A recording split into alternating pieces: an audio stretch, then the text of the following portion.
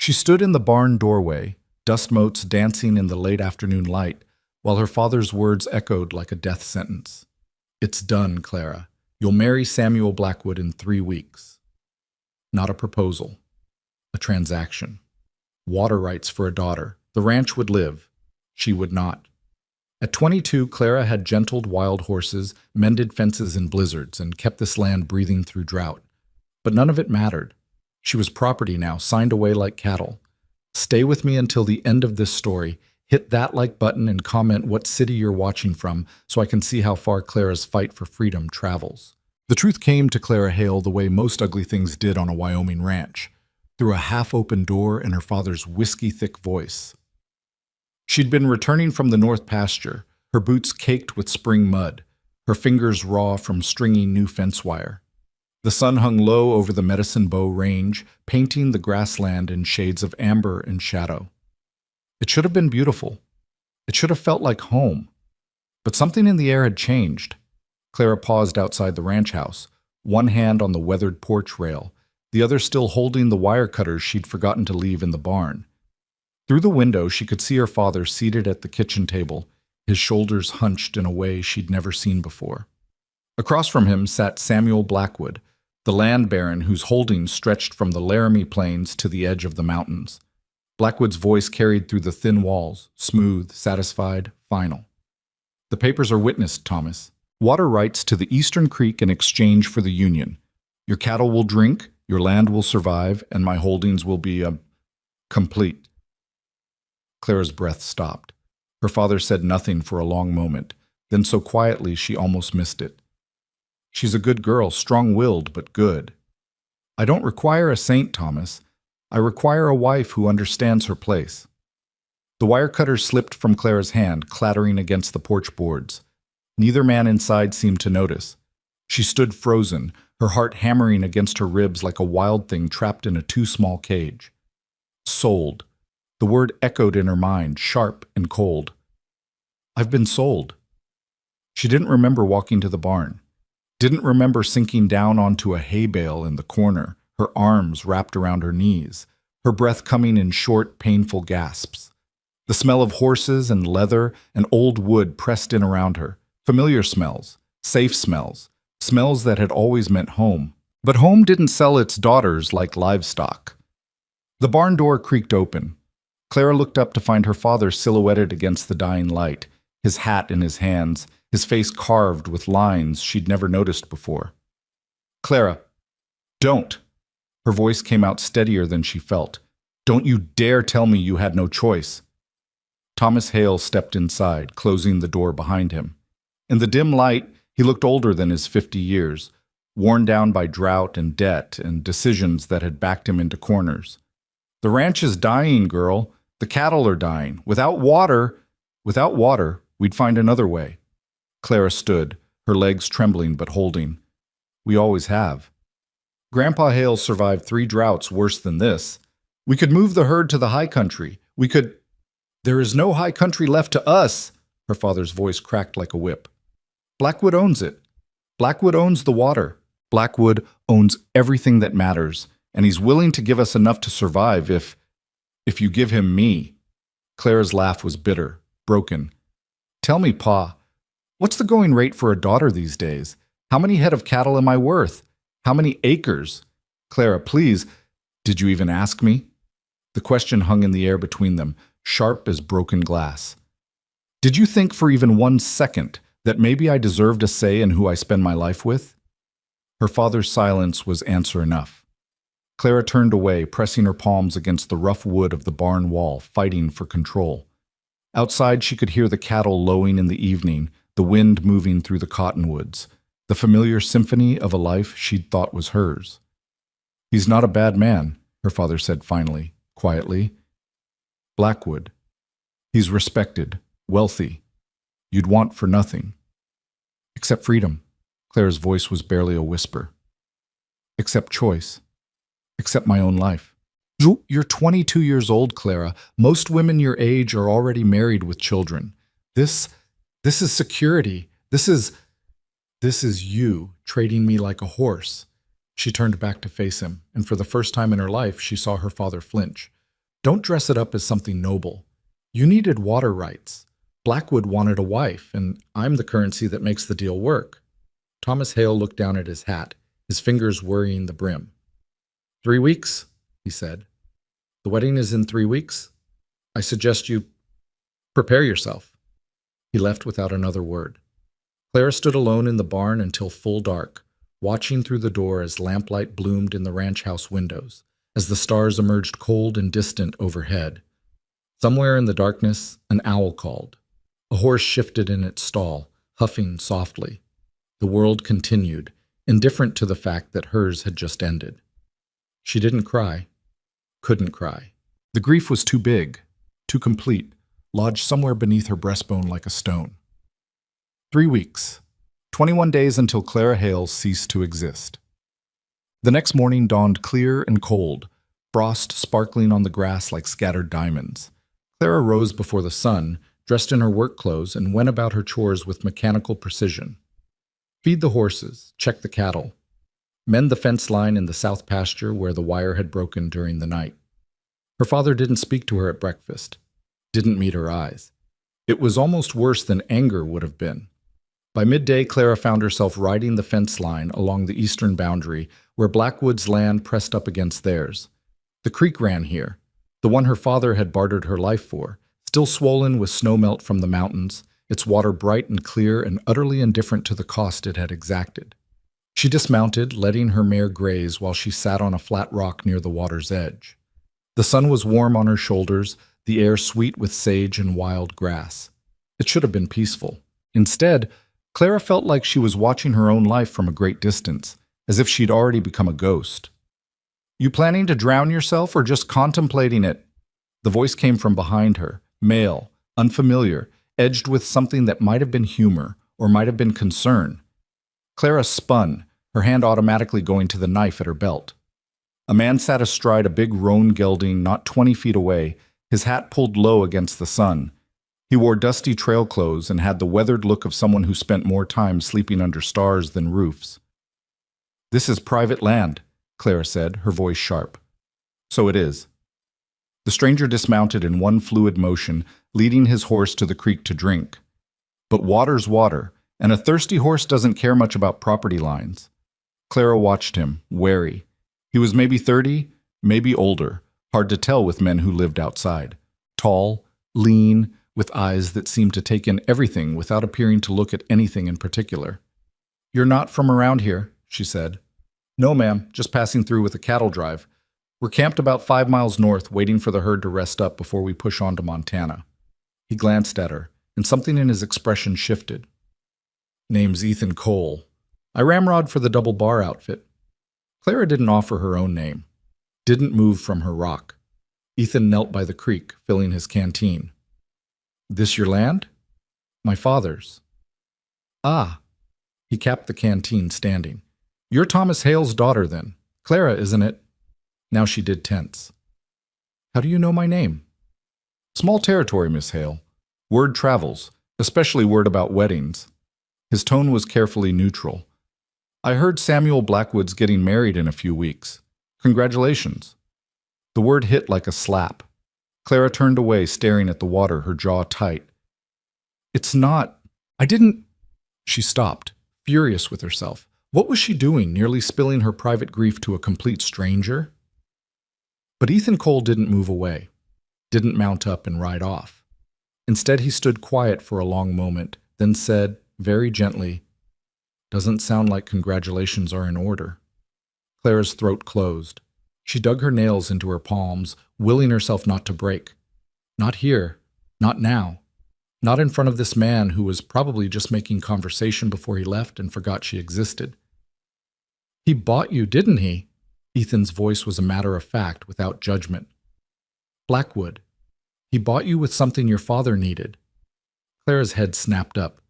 "That's none of your water rights." Ethan gestured at the creek. "That'd be my guess. Blackwood's got most of the water in this valley tied up. Your father's ranch has been struggling. Easiest thing in the world for a man like Blackwood to offer a trade. You seem to know a lot about other people's business." "I pay attention." He met her eyes, and for the first time, Clara saw something there beyond casual sympathy, a sharpness, an intelligence that didn't match his trail-worn appearance. And I've seen this before, Miss Hale. Different places, different people, same story. A rich man wants something, a desperate man needs something, and a woman's life gets bartered in between. The truth of it stole Clara's breath. She looked away, blinking hard against the sudden sting in her eyes. 3 weeks, she whispered. I have 3 weeks, and then you belong to Samuel Blackwood. Ethan's voice was gentle, but he didn't soften the reality. Body, property, future, all of it his. Is that what you want? It doesn't matter what I want. Doesn't it? Clara laughed, the sound harsh in the quiet air. I'm a woman in Wyoming Territory in 1875, Mr. Cole. What I want has never mattered. My father owns me until he signs the papers that give me to Blackwood. That's the law. That's how it works. Law's not the same as right. No, Clara agreed, her voice breaking. But it's what is. Ethan was quiet for a long moment. His horse finished drinking and lifted its head, water dripping from its muzzle. A meadowlark called from somewhere in the grass, bright and oblivious. Then Ethan said, "There might be another way." Clara stared at him. "What?"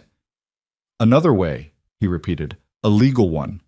A way that gives you a choice." What are you talking about?" Ethan reached into his saddlebag, pulling out a battered tin cup. He filled it from the creek, took a drink, then sat down on a rock near Clara's, keeping a respectful distance. "Hear me out," he said. "Don't say yes, don't say no, just listen. Can you do that?" Clara nodded slowly, her heart beginning to hammer. "I'm headed to Montana," Ethan began. "I've got land there. Good land, near Helena. A ranch I'm building piece by piece. I've got cattle, some horses, a cabin that needs work but keeps the weather out. It's not fancy, but it's mine, and it's honest. I don't see what that has to do with— I'm getting there." His tone was patient. "Miss Hale, you're right that the law gives your father control over you until you marry. But once you're married, that control transfers to your husband. Right now, you're facing a future where that husband is Samuel Blackwood, a man you don't want, in a marriage you didn't choose." Clara's throat was tight. "Yes. But the law doesn't specify which husband." Ethan leaned forward, his elbows on his knees, his expression serious.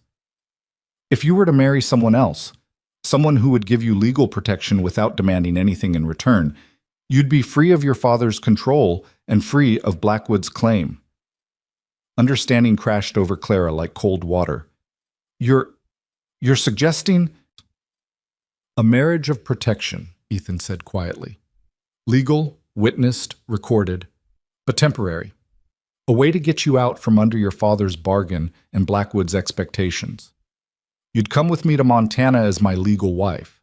Once we're there, once you're settled and safe, you'd be free to choose your own path, divorce, annulment, whatever you want. Or," he paused, "or you stay, as a partner, not property. Build a life on your own terms." Clara couldn't breathe, couldn't think. The offer was insane, impossible. Everything she'd been taught said a woman didn't run away with a stranger, didn't marry for anything but love or duty or security. But this wasn't duty. This wasn't love. This was choice. "Why?" The word came out hoarse. "Why would you do this? You don't know me. You don't owe me anything." Ethan looked out over the grassland, his expression distant. "Had a sister once," he said finally. "Emily. She was 17 when our father married her off to a merchant twice her age. She begged him not to, cried, pleaded, didn't matter." He was quiet for a moment. "She died in childbirth a year later. The merchant remarried within 6 months." Clara's hand went to her mouth. "I was 16, Ethan continued, too young to stop it, too powerless to help her. I swore then that if I ever had the chance to give a woman the choice Emily never got, I'd take it." He looked back at Clara. "This is me taking it.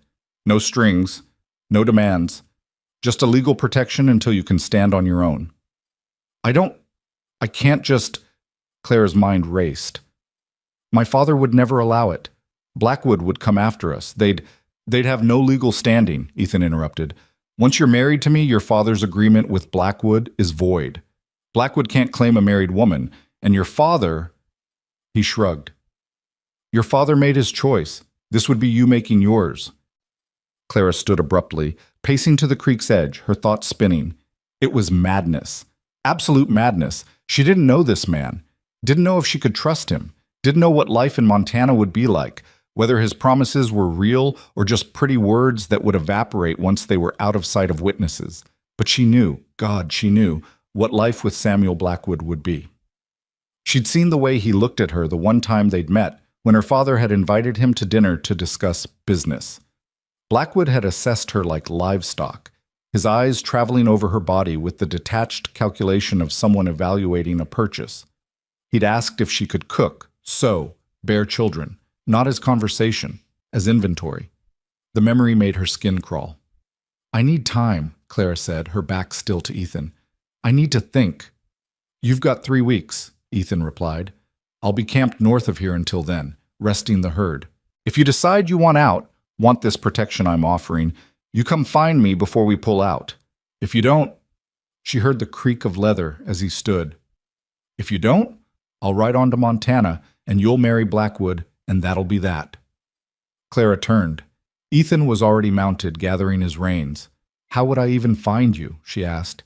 "Head north along the creek until you see the double-bar brand. Ask for Ethan Cole." He touched his hat brim. "Whatever you decide, Miss Hale. I hope you choose something that lets you keep breathing." He rode away without looking back, leaving Clara standing alone by the water, her world suddenly full of impossible possibilities. The next 2 weeks passed in a strange, suspended nightmare. Clara went through the motions of her daily life, feeding stock, mending tack, helping her mother prepare meals, while her father avoided her eyes and Samuel Blackwood began making appearances at the ranch. He came bearing gifts, bolts of fabric, a silver hairbrush, a cameo necklace that probably cost more than the Hales made in a year. Each gift felt like a shackle. "You'll want for nothing as my wife," Blackwood said during one visit, his hand proprietarily on Clara's shoulder while she sat rigid in the parlor. "I have 3 house servants, a cook, a housekeeper. You won't have to break your back with ranch work anymore." "I like ranch work," Clara said quietly. Blackwood's smile didn't reach his eyes. "You'll learn to like leisure, my dear. A woman of your new station won't need to concern herself with cattle and fences." After he left, Clara found her mother in the kitchen, hands deep in bread dough, her expression carefully neutral. "Mama," Clara said, "did you know about the bargain?" Her mother's hands stilled. She didn't look up. "Your father discussed it with me. And you said nothing." What was I to say? Now her mother did look up, and her eyes were tired, resigned. "Clara, I love you, but I'm a woman too. I don't make decisions here. I never have." "So you just let him sell me?" "I let him save our home." Her mother's voice was sharp now. "I let him do what he thought necessary to keep food on our table and cattle in our fields. You think I like it? You think I don't see what this costs you?" She wiped her hands on her apron, her jaw tight. "But this is the world we live in, daughter. Women don't get to choose their destinies. We get to survive them." Clara left the house and didn't return until dark. That night, lying in her narrow bed, staring at the ceiling, she thought about Ethan Cole's offer. Turned it over and over in her mind, examining it from every angle. It could be a trap. He could be lying. He could get her to Montana and turn out to be worse than Blackwood. But he'd looked her in the eye and offered her choice, not rescue, not salvation, choice. And even if it was a risk, even if it was dangerous, wasn't it more dangerous to walk knowingly into a prison and lock the door behind her? Clara sat up, her decision made. She would find Ethan Cole. She would take the protection he offered. She would choose the unknown over the unbearable. And if it went wrong, well, at least it would have been her choice that led her there. 3 days before the wedding, Clara woke before dawn. She dressed in her riding clothes, packed a small bag with essentials, money she'd saved from selling eggs and butter, a change of clothes, her mother's old quilt, and slipped out of the house like a ghost. Her mare was waiting in the barn, alert and ready. Clara saddled her in silence, her hands steady despite the fear racing through her blood. When she led the horse outside, the sky was just beginning to lighten in the east, painting the clouds in shades of rose and gold. It should have felt like a beginning. Instead, it felt like the end of everything she'd ever known. Clara didn't leave a note, didn't say goodbye. Words felt inadequate, and besides, what could she say that would make her parents understand?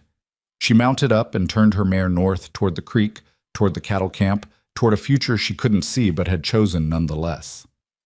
The ride took less than an hour. As the sun rose, Clara saw the cattle spread out across a wide meadow, the chuck wagon visible in the distance, smoke rising from a breakfast fire. Men moved among the herd, and as she approached, one of them looked up, saw her, and called out. Within moments, Ethan Cole was walking toward her, his expression carefully controlled. "Miss Hale," he said, quiet enough that only she could hear. "This is a surprise." Clara dismounted, her legs trembling. Now that she was here, doubt crashed over her in waves. What was she doing? This was insane. She should turn around, go home, accept her fate like her mother had accepted hers. But then she thought of Blackwood's hands on her shoulders, thought of being inventory, thought of 3 house servants and a silver hairbrush and a life where she wasn't allowed to touch a horse or mend a fence or feel the sun on her face while she worked. "I'm choosing," Clara said, her voice stronger than she felt. "I'm choosing the protection you offered. If the offer still stands." Ethan's expression shifted, something like relief, something like respect. "It stands. You're certain?" "No." Clara met his eyes. "But I'm doing it anyway." He nodded slowly. Then he turned, calling over his shoulder, "Roy, bring the preacher from town. Tell him it's urgent." "The preacher?" Clara's eyes widened. "Now?" "No point waiting," Ethan said. "The longer we delay, the more chance your father has to stop this. We do it now, we do it legal, and by the time anyone realizes you're gone, it'll be too late for them to undo it." Clara's heart hammered. This was real. This was happening. In a matter of hours, she would be married to this stranger, bound to him by law, if not by love. "I need you to understand something," Ethan said, stepping closer, his voice low. "This marriage, it's real in the eyes of the law, but only as real as you want it to be everywhere else. I meant what I said. Protection, not possession. You'll have your own space, your own choices. And when we get to Montana, if you want to dissolve this and go your own way, I'll help you do it." "Why should I trust you?" Clara whispered. "You shouldn't," Ethan replied honestly. "You don't know me. But Miss Hale, Clara, I'm asking you to take a leap on faith. Not faith in me, faith in yourself. Faith that you deserve better than what's being forced on you." Tears stung Clara's eyes. She blinked them back, lifting her chin. "All right then, let's do this before I lose my nerve." The preacher arrived within 2 hours, a thin, nervous man who seemed uncertain about the proceedings until Ethan pressed cash into his hand and assured him everything was legal and above board. They were married in the shade of a cottonwood tree, with 6 trail-worn cowboys as witnesses. Clara spoke her vows in a voice that only shook slightly. Ethan's hands were steady when he slipped a simple gold band onto her finger. "I now pronounce you man and wife," the preacher said, looking relieved to be done with it. Ethan didn't kiss her, just nodded once, respectfully, and said, "Mrs. Cole?" The name felt strange, foreign, but also, powerful. Clara Hale had been a bargaining chip. Clara Cole was choosing her own road. As the preacher rode away and the cowboys drifted back to the herd, Ethan turned to Clara. "We leave at first light tomorrow. That gives you tonight to rest, to prepare. If you have second thoughts—" "I won't," Clara interrupted. Then more quietly, "I can't." Ethan studied her face. "Your father will come looking." "I know." "Blackwood too, probably." "I know. It might get ugly." Clara looked up at him, this stranger who was now her husband, and felt something settle in her chest. Not peace exactly, but resolve. "Mr. Cole, my life was already ugly. At least now it's ugly on my terms." A slight smile touched Ethan's mouth. "Fair enough, Mrs. Cole. Fair enough." That night, Clara lay awake in the bedroll Ethan had provided, staring up at stars so bright and numerous they looked like scattered salt. Around her, the cattle lowed softly. The fire had burned down to embers. Somewhere in the darkness, Ethan Cole stood watch, a silent guardian of the choice she'd made. Tomorrow, they would head north. Tomorrow, her father would discover she was gone. Tomorrow, Samuel Blackwood would learn that his purchased bride had slipped through his fingers. But tonight, for the first time in 3 weeks, Clara Cole, could breathe. She'd traded one unknown for another. But this unknown? This one was hers. The first rays of dawn were still tucked behind the mountains when Clara heard the horses coming. She'd been awake for hours, sitting by the dying fire with a cup of coffee gone cold in her hands, watching the sky lighten by degrees. Sleep had been impossible. Every time she'd closed her eyes, she'd seen her father's face, heard her mother's resigned voice, felt the weight of the choice she'd made pressing down on her chest like a stone. Now, as hoofbeats thundered across the meadow, she knew the reckoning had come sooner than expected. Ethan appeared at her side so quickly she startled. He must have been keeping watch from somewhere in the darkness. His hand rested on the revolver at his hip, but his voice was calm when he spoke. "Stay behind me. Let me handle this." Clara stood, her legs unsteady. "It's my father. You should let your husband speak for you," Ethan said, not unkindly. "That's how this works now, remember? You're my wife in the eyes of the law.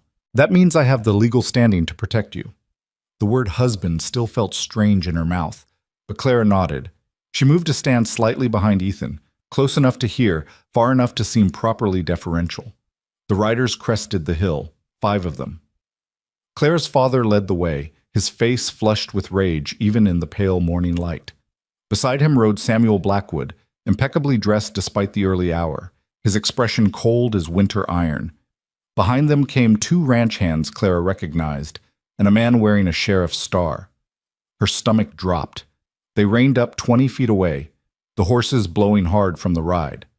Thomas Hale dismounted before his gelding had fully stopped, striding toward Clara with murder in his eyes. "You foolish, ungrateful girl!" "That's far enough." Ethan's voice cut across the space between them, sharp as a blade. He didn't draw his weapon, but his hand remained on it, a silent promise. "You'll address your concerns to me, Mr. Hale, not to my wife." Thomas stopped as if he'd hit a wall. "Your wife? You've known her for 2 weeks." 2 weeks and 3 days, Ethan corrected. "Long enough to recognize a woman who deserves better than being bartered like livestock." Samuel Blackwood dismounted now, his movements deliberate, controlled. He was a handsome man in his 40s, Clara supposed, if you liked the look of polished cruelty. His suit probably cost more than most men made in a year, and he wore it like armor. "Mr. Cole, is it?" Blackwood's voice was smooth, educated, dangerous. "I'm afraid there's been a misunderstanding. This young woman was already promised in marriage to me. A legal contract exists between myself and her father." "A contract to which the young woman in question was not a party," Ethan replied evenly. "You can't sell what you don't own, Mr. Blackwood, and Thomas Hale doesn't own his daughter, not anymore." The sheriff, a grizzled man in his 50s, cleared his throat. "Now hold on. Mr. Blackwood here filed a complaint alleging kidnapping. Says this girl was taken against her will." "I wasn't taken." Clara's voice surprised her, steady, clear, louder than she'd intended. All eyes swung to her. "I left of my own free will. I married Mr. Cole of my own free will. No one forced me." Her father's face went purple. "You had no right." "I had every right." Clara stepped forward, out from behind Ethan's protective shadow. Her hands were shaking, but she clasped them together to hide it. "You made a bargain without asking me. You sold my future to save your ranch. Well, I've made my own bargain now, and it's legal." "Is it?" Blackwood's tone was silky. He pulled a folded paper from his jacket. "I have here a signed agreement between myself and Thomas Hale, dated 3 weeks ago, promising Clara Hale in marriage in exchange for permanent water rights to the Eastern Creek. This is a binding contract." "Binding on you and Thomas Hale," Ethan said. "Not on Clara. She wasn't a signatory. She was the goods being traded. And last I checked, the law doesn't look kindly on contracts where human beings are bought and sold." "She's my daughter," Thomas's voice cracked. "I have the right to arrange her marriage." "You had that right," Ethan agreed. until she married someone else, which she did. Yesterday afternoon, legally witnessed, properly recorded. He reached into his own pocket, producing a folded document. Marriage certificate, signed by Reverend Matthews of Laramie, witnessed by 6 men whose names and signatures are right here. He held it out. The sheriff dismounted, took the paper, examined it in the growing light. His weathered face gave nothing away. "Looks legal," he said finally. "It's a sham." Blackwood's composure cracked slightly. "They barely know each other. This is clearly a maneuver to escape a legitimate agreement." "Legitimate?" Clara's laugh was harsh. "You call selling a woman legitimate? Tell me, Mr. Blackwood. If our situations were reversed, if your father had promised you to a stranger in exchange for land or water or cattle, would you call that legitimate? Would you go quietly?" Blackwood's eyes narrowed. "You're hysterical. Women often are when they don't understand what's in their best interest." "I understand perfectly." Clara's voice dropped, went cold. "I understand that you wanted a wife you could control. A woman young enough and desperate enough to bend to your will. Someone to keep your house and bear your children and never question your authority. That's not a wife, Mr. Blackwood. That's a servant you don't have to pay." "How dare you! How dare you!" Clara took another step forward, and now she was almost toe-to-toe with the man who'd thought he owned her future. "You didn't even ask my name the first time you came to our ranch. You asked my father if I could cook and sew and bear children. You inspected me like livestock. Did you think I didn't notice? Did you think I was so desperate or stupid that I'd simply accept being treated like property?" Blackwood's face hardened. "Thomas, control your daughter. She's not his to control anymore." Ethan moved to stand beside Clara, a united front. "She's my wife. And if you have a legal dispute with that fact, Mr. Blackwood, you're welcome to take it up in court. But until a judge says otherwise, Clara Cole is under my protection." The sheriff folded the marriage certificate, handed it back to Ethan. "He's right, Mr. Blackwood. This here's a legal marriage. Whatever agreement you had with Thomas Hale, it's void now. The woman's married to someone else." "Then arrest him for kidnapping." Blackwood's voice rose. "She's clearly been coerced." "I wasn't coerced." Clara's voice was tired now, drained. "Mr. Cole offered me a choice, that's all. A choice. Something neither you nor my father ever did." She turned to her father, who stood silent now, his face ashen. For a moment, Clara felt a flicker of something that might have been pity. He looked old, defeated, small. "Pa," she said softly, "I know you thought you were saving the ranch. I know you were desperate, but you can't save land by sacrificing people. You can't preserve a home by destroying the people who live in it." Thomas Hale's hands clenched into fists at his sides. "You've ruined us. Without Blackwood's water rights, the cattle will die. The ranch will die. Then let it die." Clara's words fell like stones into still water. "Let it die and start over somewhere else. Build something new. But don't build it on my bones, Pa. Don't ask me to pay for your survival with my life." For a long moment, no one spoke. The sun had cleared the mountains now, spilling gold across the grassland. The cattle lowed softly in the background. A meadowlark sang, oblivious to the human drama unfolding beneath its perch. Finally, Thomas Hale turned away. His shoulders slumped. "You're not my daughter anymore." The word should have hurt. Clara waited for the pain, the grief, the tearing sensation of family bonds severed. But all she felt was a strange, light emptiness, a space where something heavy had been. "No," she agreed quietly. "I suppose I'm not." Her father mounted his horse without looking at her again. The ranch hands followed suit, clearly relieved to be leaving. Only Blackwood remained, his face a mask of controlled fury. "This isn't over," he said, looking directly at Ethan. "You've made an enemy today, Cole. I have influence in this territory. Connections. You'll find Montana a very unwelcoming place if I choose to make it so." Ethan's expression didn't change. "Is that a threat, Mr. Blackwood?" "It's a promise." Blackwood's smile was cold. "No one takes what's mine and walks away unscathed." "I was never yours," Clara said. "That's what you can't seem to understand. I was never yours to take." Blackwood mounted his horse, gathering the reins with sharp, angry movements. He looked down at Clara from his superior height, and for a moment something ugly flickered in his eyes. Not desire, not even anger, but wounded pride, the rage of a man accustomed to getting what he wanted when he wanted it. "You'll regret this," he said. "Both of you. Mark my words." He wheeled his horse and galloped after the others, leaving the sheriff standing alone, looking uncomfortable. "For what it's worth," the lawman said, addressing Ethan but glancing at Clara, "I don't much care for men who think they can buy women like horses, but Blackwood's not wrong about having influence. You'd best be careful on your way north. Men with money and wounded pride can be dangerous." "Noted," Ethan said. "Thank you for being fair about this, Sheriff." The sheriff nodded, mounted up, and rode away at a more sedate pace than the others. Clara stood watching until the riders disappeared over the hill. Then her legs went weak, and she sat down hard on a nearby log, her whole body trembling. Ethan crouched in front of her, his eyes searching her face. "You all right?" "I just—" Clara's breath came in short gasps. "I just told my father I wasn't his daughter anymore. I just—" "Breathe," Ethan said quietly. "Just breathe, Clara. You did what you had to do." He looked so— She couldn't finish the sentence, couldn't name the expression she'd seen on Thomas Hale's face. Betrayal, grief, rage, disappointment, all tangled together into something too complicated to parse. "He made his choice," Ethan reminded her. "You made yours. Both of you have to live with it now." Clara nodded, wiping her eyes with the back of her hand. She wouldn't cry, wouldn't give them that. "When do we leave?" "Soon as the herd's ready. Another hour, maybe 2. Ethan stood, offered her his hand. "You should eat something. Long ride ahead." Clara let him pull her to her feet.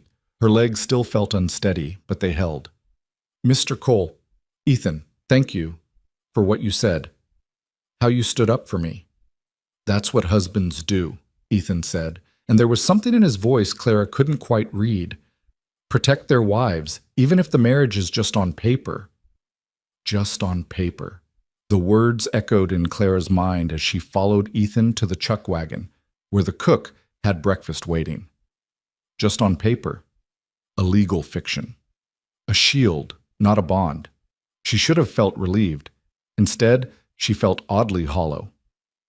The camp broke quickly after breakfast. The cowboys worked with practiced efficiency, saddling horses, organizing the herd, preparing for the long push north. Ethan had given Clara a gentle mare to ride, calmer than her own horse, which she'd had to leave behind in the hasty departure. "We'll send for your things once we're settled in Montana," Ethan had said. "If there's anything you particularly want." Clara thought of her room back at the ranch, the quilt her grandmother had made, the books she'd collected over the years, the small wooden horse her father had carved for her when she was 6. "Nothing I can't live without," she'd said. That had been a lie. But the truth, that everything she'd thought she couldn't live without, was now lost to her, was too painful to speak aloud. Now as the herd began to move, Clara found herself riding near the front, Ethan on one side, a grizzled cowboy named Roy on the other. The pace was slow, dictated by the cattle, but steady. Miles passed beneath the horses' hooves. The sun climbed higher, warming the morning chill. "First cattle drive?" Roy asked, his tone conversational. "First time leaving home," Clara admitted. Roy nodded as if this explained everything. "It gets easier, the leaving. Not right away, but eventually. You start to see that home wasn't just a place, it was the people in it. And if those people don't value you—" He shrugged. "Well, then maybe it wasn't really home after all." "Roy lost his family to cholera," Ethan said quietly, 10 years ago. "Whole town, near about," Roy added. "Wife, 2 daughters, most of my neighbors. I stayed long enough to bury them, then I left. Never been back." Clara looked at the old cowboy with new eyes. His weathered face held stories she couldn't begin to imagine. Grief and survival etched into every line. "Does it stop hurting?" she asked. "Eventually?" "No," Roy said honestly. "But it stops being the only thing you feel. That's something." They rode in silence for a while. Clara watched the landscape change around them. Grassland giving way to rolling hills, the Medicine Bow Range receding in the distance. Every mile took her farther from everything she'd known, everyone she'd loved, the life she'd thought was hers. But it also took her farther from Samuel Blackwood's cold eyes and her father's disappointed silence. Farther from being property. Farther from a future that would have slowly strangled her. Around midday, Ethan called a halt to rest the herd and the horses. Clara dismounted, her legs stiff from hours in the saddle, and walked to a small creek to refill her canteen. The water was cold and clear, tasting of stone and snow. She was crouched by the water's edge when she heard footsteps behind her. Ethan appeared, leading his horse to drink. "Holding up all right?" he asked. "Well enough." Clara capped her canteen, stood. "How long until we reach Montana?" 3 weeks, maybe 4, depending on weather and the herd. We'll take it slow." He paused. "I know this isn't what you imagined your life would be." Clara laughed, the sound bitter. "A month ago, I imagined my life would be working the ranch until I was too old to sit a horse, then dying in the same bed where I was born. So no, this isn't what I imagined. But neither was marrying Samuel Blackwood." "Fair point." Ethan's mare finished drinking and lifted her head, water dripping from her muzzle. "I meant what I said earlier about this being your choice. When we get to Montana, if you want to leave, I'll help you. Money, supplies, whatever you need." "Why?" Clara turned to face him fully. "Why are you doing this? Really? Your sister's story is tragic, but there are dozens of women in similar situations. Why me? Why now?" Ethan was quiet for a long moment. When he spoke, his voice was careful, measured. "You want the truth?" "Please." "Because I saw myself in you." He met her eyes. "I know what it's like to be trapped by other people's expectations. My father wanted me to take over his mercantile business in St. Louis. Had my whole life planned out, who I'd marry, where I'd live, what I'd do every day until I died. And He looked away. "I couldn't breathe. So I left. Broke his heart, probably. Definitely broke the engagement to the girl he'd picked out for me. But I left because staying meant dying by inches." "Where is he now? Your father?" "Dead, 3 years ago. Never forgave me for leaving." Ethan's jaw tightened. "I went back for the funeral. He'd left everything to my younger brother in the will, cut me out completely. So yeah, I know what it costs to choose yourself over other people's plans. And I know it's worth it." Clara absorbed this, understanding clicking into place. "So this isn't charity?" "No." Ethan's smile was slight, sad. "This is me giving you the escape route I had to carve out for myself. That's all." Before Clara could respond, a shout went up from one of the cowboys. Both she and Ethan turned, instantly alert. "Riders coming!" Roy called, pointing east. Clara's heart lurched. Had her father come back? Had Blackwood sent men after them? But as the riders drew closer, Clara saw they weren't the same men. These were strangers, 4 of them, rough-looking, armed. They didn't have the bearing of lawmen or ranchers. They looked like trouble. Ethan's hand went to his gun. "Get back to the camp," he told Clara quietly. "Now." "What if they—" "Now, Clara." She went, but not far. She positioned herself near the chuck wagon where she could see and hear what happened, her own hand on the knife at her belt. The strangers reined up 20 feet from Ethan, who'd been joined by Roy and 2 other cowboys. The leader, a man with a scarred face and cold eyes, smiled, showing missing teeth. "Afternoon," he drawled. "Nice herd you got here." "We're not looking for trouble," Ethan said evenly. "Just passing through on our way to Montana." "Montana!" The scarred man spat into the dirt. "Long way. Lot of things can happen on a long journey. Stampedes, accidents, cattle getting lost in the night." "Is there a point to this conversation?" Ethan's voice had gone very quiet, very dangerous. "Point is, we provide security for cattle outfits passing through this territory. For a fee, of course. Keeps your herd safe, keeps your people safe." The man's eyes drifted to Clara, especially the women folk. Clara's skin crawled. "We don't need your security," Ethan said. "We're well armed and well staffed, but I appreciate the offer." The scarred man's smile widened. "Wasn't really an offer, friend, more of a requirement. Mr. Blackwood controls a lot of this territory. He likes to know who's passing through, likes to make sure they're properly compensated for the privilege. Ice flooded Clara's veins. Blackwood. Of course. Blackwood sent you, Ethan said. Not a question. Mr. Blackwood's a businessman. He protects his interests. And right now, you're interfering with his interests. The man leaned forward in his saddle. So here's how this works. You pay us $1,000 for safe passage, and you leave the woman behind. Not happening, Ethan said flatly. Then we take the $1,000 and the woman anyway. The scarred man's hand moved toward his gun. Your choice how hard you want to make this. Everything happened very fast. Ethan drew and fired in one smooth motion. The scarred man's hat flew off his head, the bullet passing so close it must have singed his hair. The other three men froze. Next one goes between your eyes, Ethan said, his voice perfectly calm, the gun steady in his hand. You tell Samuel Blackwood that Clara Cole is my wife, under my protection, and if he sends men after us again, I won't aim to miss. You understand me? The scarred man's face had gone pale. He nodded slowly, carefully, his hands visible and empty. Good. Now get off my land before I change my mind. The four men wheeled their horses and galloped away, dust rising in their wake. Only then did Ethan lower his gun. His hand was shaking slightly, the only sign of how close they'd come to violence. Clara ran to him, her own hands trembling. You could have been killed. So could you. Ethan holstered his weapon, turned to face her. Blackwood's not going to let this go, Clara. He's humiliated and he's vengeful. We're going to have to be careful, very careful. Maybe I should...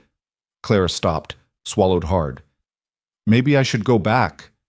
If it means keeping you and your men safe, no. Ethan's voice was iron. Absolutely not.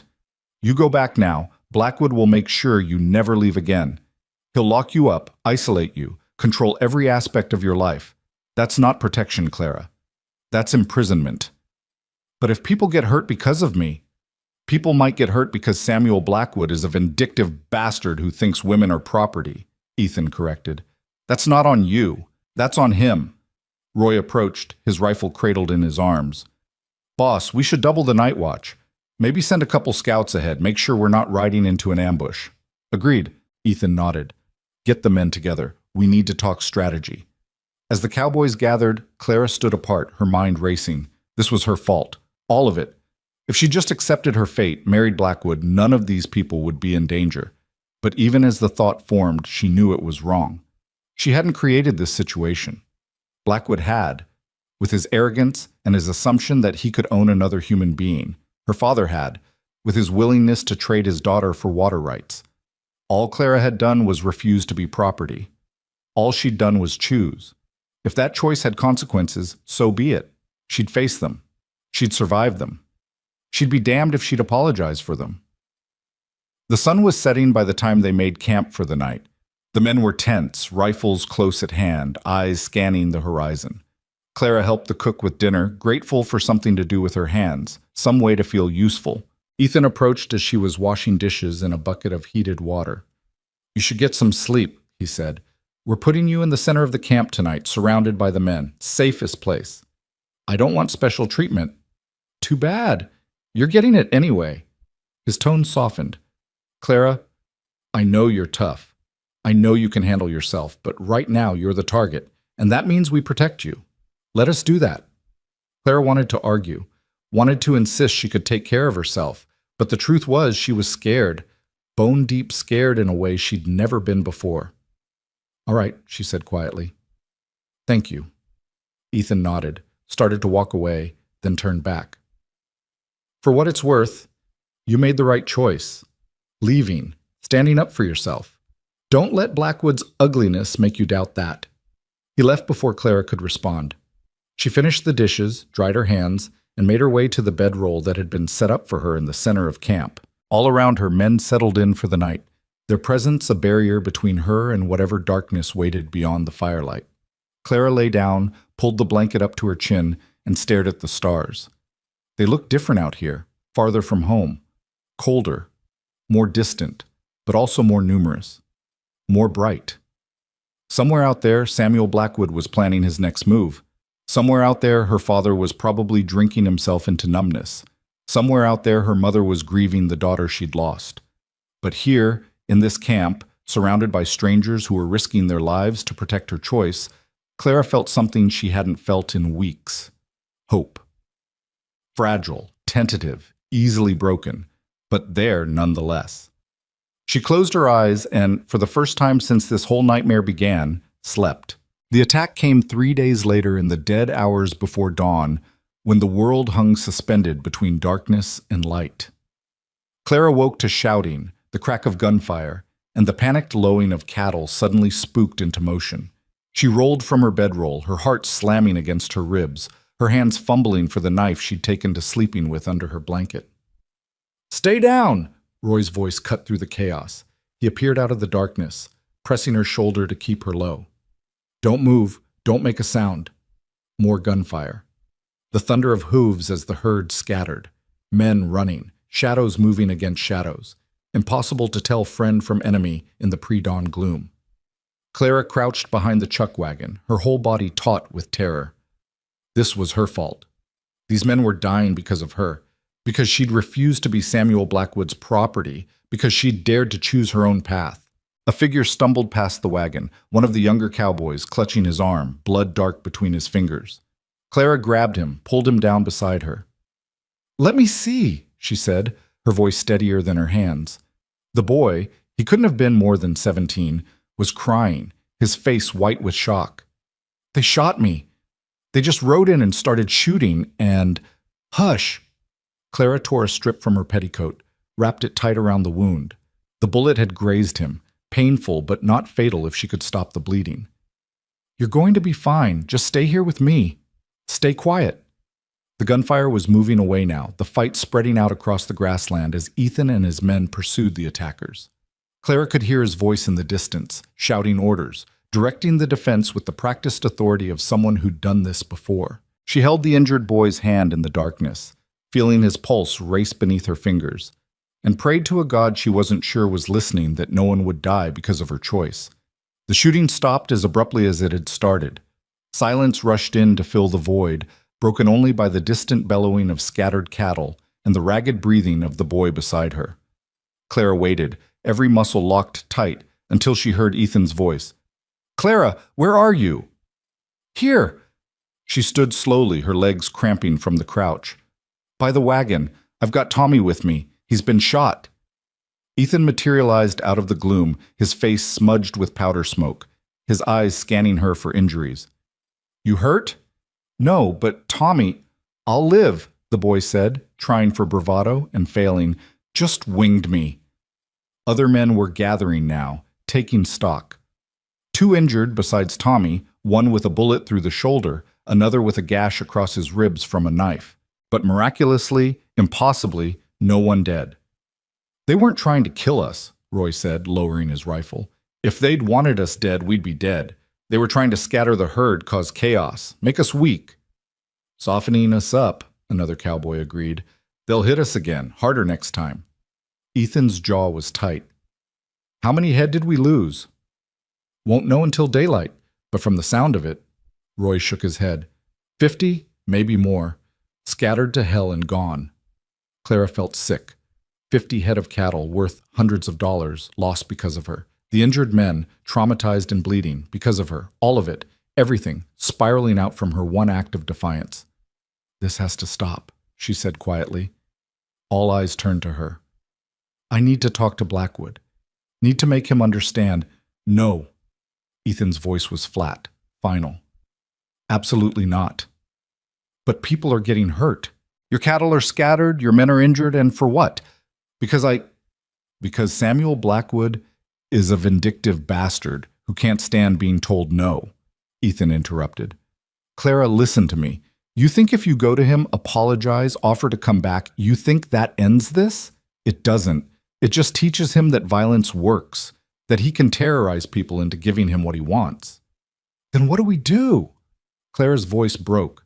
"Just keep running? Keep letting people get hurt?" "We stand our ground," Roy said. His weathered face was grim but determined. "We make it to Montana. We show him he can't break us." "But, Clara..." Ethan stepped closer, his hands gentle on her shoulders. These men signed on for a cattle drive. They knew the risks. This territory is dangerous. Outlaws, hostile tribes, storms, stampedes. We're prepared for danger, and every man here chose to keep going after Blackwood's first threat. No one's forcing them to protect you. He's right, Tommy said from where he sat against the wagon wheel. Mrs. Cole, I mean. My pa sold my sister to pay off gambling debts. She was 15. I couldn't stop it then, but I can damn well make sure it doesn't happen to you, begging your pardon for the language.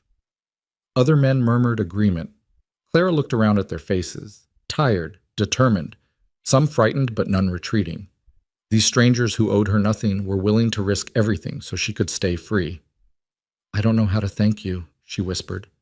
Don't thank us yet, Roy said dryly. We've still got 2 weeks to Montana, and God knows what between here and there. The rest of the night was spent treating wounds and making camp secure. Clara worked alongside the men, boiling water, tearing bandages, holding down the cowboy with the shoulder wound while Ethan dug out the bullet with a knife heated red in the fire. The man screamed, thrashing, his blood hot on her hands, and Clara held on with desperate strength until it was done. You've got steady hands, Ethan said afterward, washing blood from his knife. Most women would have fainted. Most women haven't spent their lives working a ranch, Clara replied. She was shaking now, the adrenaline draining away, leaving exhaustion in its wake. I've pulled calves in breech births, set broken bones on horses, stitched up my father when a fence post split his arm open. Blood doesn't bother me. Good. Ethan dried the knife, slipped it back into its sheath. Because I have a feeling we're going to see more of it before this is over. Dawn came gray and cold. In the pale light, the devastation became clear. The herd was scattered across miles of grassland. Camp supplies had been trampled or stolen. One of the horses had broken its leg in the chaos and had to be put down, the gunshot echoing across the empty plains like a funeral bell. They spent the morning gathering cattle, rounding up what they could find.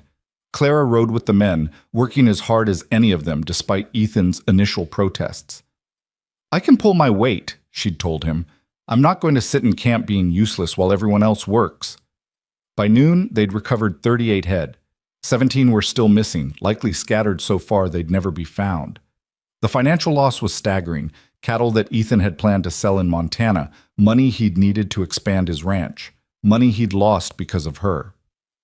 Clara found him that evening, sitting alone by the fire, staring into the flames with an expression she couldn't read. I'm sorry, she said, sitting down beside him. For the cattle. For everything. Ethan was quiet for a long moment. Then, I told you. This isn't your fault. 17 head of cattle say otherwise. 17 head of cattle say Samuel Blackwood is willing to destroy other people's property to get what he wants. Ethan looked at her, firelight dancing in his eyes. Do you know what my ranch in Montana is called? Clara shook her head. Second chance. He smiled slightly, because that's what it represents. A second chance at building a life on my own terms, not my father's. A second chance at doing something that matters. He paused. You think I'd trade the principle of it, for 17 head of cattle? I wouldn't. Some things are worth more than money, Clara. Freedom's one of them. You sound very sure of that. I am. Ethan turned back to the fire. My father died the richest man in St. Louis and the most miserable. He had everything money could buy and nothing that actually mattered. No joy, no peace, no real connection to anyone. Just money and bitterness and control. He was quiet for a moment. I'd rather die poor and free than live rich and caged. Wouldn't you? Clara thought about it. Thought about what her life would have been with Samuel Blackwood. Silk dresses and fine china and servants to do her bidding. A cage lined with velvet, but a cage nonetheless. Yes, she said softly. I would. They sat in comfortable silence until Roy approached, his expression troubled. Boss, we've got a problem. Ethan stood. What kind of problem? Scouts just came back. There's a group of men camped about 5 miles north, 20, maybe 25 of them, armed, waiting. Clara's stomach dropped. Blackwood's men? Looks like. Roy's jaw was tight. They're positioned right across our route. We try to go through them. It'll be a slaughter. Can we go around? Ethan asked. Not easily. There's rough country to the east, badlands, no water. To the west is Blackwood's territory. We'd be driving right into his hands. So our choices are walk into an ambush or die of thirst in the badlands. Ethan's laugh was bitter. Hell of a choice. Clara stood, her mind racing. This couldn't continue, couldn't escalate. At some point, someone was going to die, and she couldn't live with that on her conscience. There's another option, she said slowly. Both men turned to look at her. I go to them, alone. I talk to Blackwood directly, not to surrender, she added quickly, seeing Ethan's expression darken, but to face him, to make him understand that I'm not his property, that I'll never be his property, and that he needs to let this go. Absolutely not, Ethan said immediately. Clara, the man sent armed thugs to attack us in the night. You think he's going to listen to reason? Maybe not. But maybe if I look him in the eye and tell him directly, not through you, not through my father, maybe he'll finally accept that this is over. Or maybe he'll take you prisoner, and we'll never see you again. Ethan's voice was hard. No, I won't allow it. You won't allow it? Clara's temper flared. I thought this marriage was about giving me choice. Or does my choice only matter when it aligns with what you think is best? Ethan opened his mouth, closed it. His jaw worked as he struggled for words. She's got a point, boss, Roy said quietly. We can't make decisions for her. That's what Blackwood tried to do. What her father tried to do. This is different, Ethan insisted. This is about keeping her safe. And I appreciate that, Clara said, her voice softer now. Truly I do. But Ethan, this can't go on. More people will get hurt, maybe killed, and I won't be responsible for that. Let me try talking to him. Just talking. If it doesn't work, we'll find another way. And if he doesn't let you leave? Clara touched the knife at her belt. Then I make him. Ethan stared at her for a long moment. Then he turned to Roy. Get the men together. We're going to need a plan. 2 hours later, Clara rode north with Ethan and 4 armed cowboys as escort. The plan was simple. They'd approach Blackwood's camp under a white flag, request parley, and Clara would have her say. The men would stay close enough to intervene if things went wrong, far enough back to not seem threatening. It was, Roy had pointed out, a terrible plan with a dozen ways to go sideways. But no one had come up with a better one. The sun was setting as they approached the enemy camp. Clara could see the fires first, then the silhouettes of men moving among the tents. There were more than 25, closer to 40 by her count, all armed, all watching as Clara's small party approached. Ethan carried the white flag, a strip of canvas tied to a stick, the universal sign of truce, of peaceful intent. Clara prayed Blackwood would honor it. A man stepped forward as they reined up at the edge of camp. Not Blackwood, someone else. A hard-faced man in expensive riding clothes who carried himself with military precision. State your business, he said. I'm here to speak with Samuel Blackwood, Clara called out, her voice steady despite the fear racing through her veins. Just talk, nothing more. The man studied her, then turned and spoke to someone Clara couldn't see. A moment later, Samuel Blackwood himself emerged from one of the larger tents. He looked exactly as Clara remembered, impeccably dressed despite the rough camp, his hair perfectly groomed, his expression cold and controlled. He took in the scene with a glance. Clara on horseback, Ethan and his men arrayed behind her, the white flag hanging limp in the still air. Mrs. Cole, he said, and the mockery in his tone made Clara's hands tighten on the reins. How unexpected. Come to reconsider your hasty decision? I've come to ask you to end this, Clara said. The attacks, the threats, the violence, it needs to stop. Does it? Blackwood stepped closer, and several of his men moved with him, a show of force. And why should I grant you anything, Clara? You humiliated me, broke a legal contract, cost me considerable money and reputation. The contract was between you and my father. I was never party to it. You were the subject of it. Semantics. No. Clara dismounted, ignoring Ethan's sharp intake of breath. She needed to do this on level ground, eye to eye, not looking down from a horse like she was too afraid to face him. Not semantics. Law. I'm a human being, Mr. Blackwood, not a piece of property to be bought and sold. The law may give men control over women, but it doesn't make us slaves. Strong words from a woman who ran away in the night. Blackwood's smile was thin, cruel. Tell me, Clara, does your new husband know your damaged goods? That you were promised to another man? That you're soiled by that broken promise? The words were meant to wound, to shame. Clara felt them hit, felt the old familiar fear, the terror that maybe he was right, maybe she was ruined, maybe no decent person would want her now. Then she remembered. She didn't need to be wanted. She just needed to be free. I'm not damaged, she said quietly. I'm not soiled. I'm not goods at all. I'm a person. And the only thing that's been damaged is your pride. Blackwood's expression hardened. Careful, girl. You're in my camp, surrounded by my men. Your little armed escort won't save you if I decide to take what's mine. I'm not yours. Clara took a step closer, her fear transmuting into anger. I never was. I never will be. You need to accept that and move on. Or what? Blackwood's hand moved to the gun at his hip. You'll have your hired husband shoot me? You'll run farther north? Clara, there is nowhere you can go that I can't reach. I have men, money, influence across 3 territories. If I want you found, you'll be found. Then you'll be chasing a ghost. Clara's voice was steel. Because even if you drag me back, even if you force me into a marriage, you'll never have me. Not really. I'll fight you every day. I'll make your life miserable. I'll be the worst wife you could imagine. Is that what you want? A woman who despises you? Who will never willingly share your bed, bear your children, or give you a moment's peace? For the first time, something flickered in Blackwood's eyes. Doubt, maybe, or just the realization that she meant every word. You'd rather live in poverty with a stranger than in comfort with me? He asked, and beneath the arrogance, Clara heard genuine incomprehension. I'd rather live free in a tent than caged in a mansion, Clara said.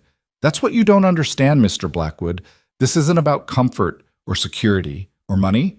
It's about being able to choose my own life, and I will never, ever choose you. Silence fell across the camp.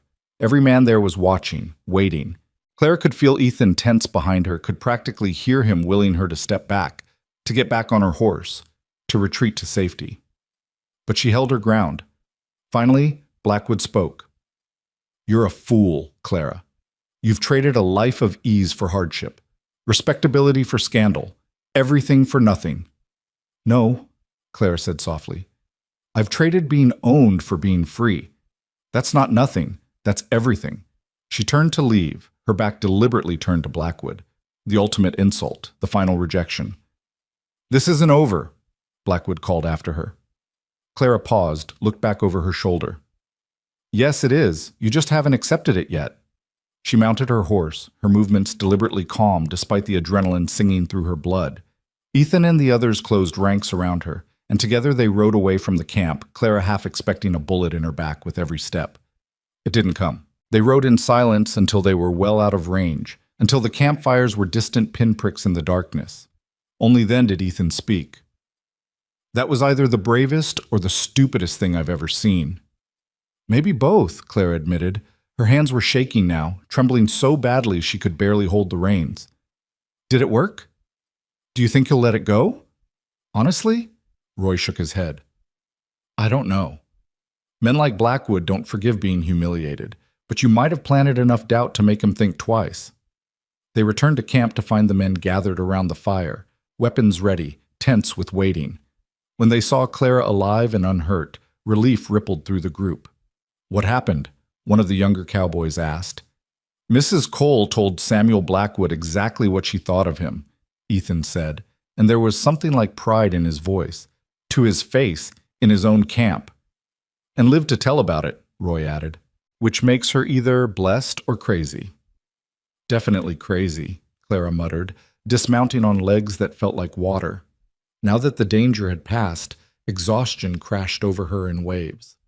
Excuse me, I need to sit down. She made it to her bedroll before her legs gave out. She sat there, her arms wrapped around her knees, shaking with reaction. She'd done it. She'd faced Blackwood, spoken her truth, and survived. But had it changed anything? Ethan appeared beside her, carrying 2 cups of coffee.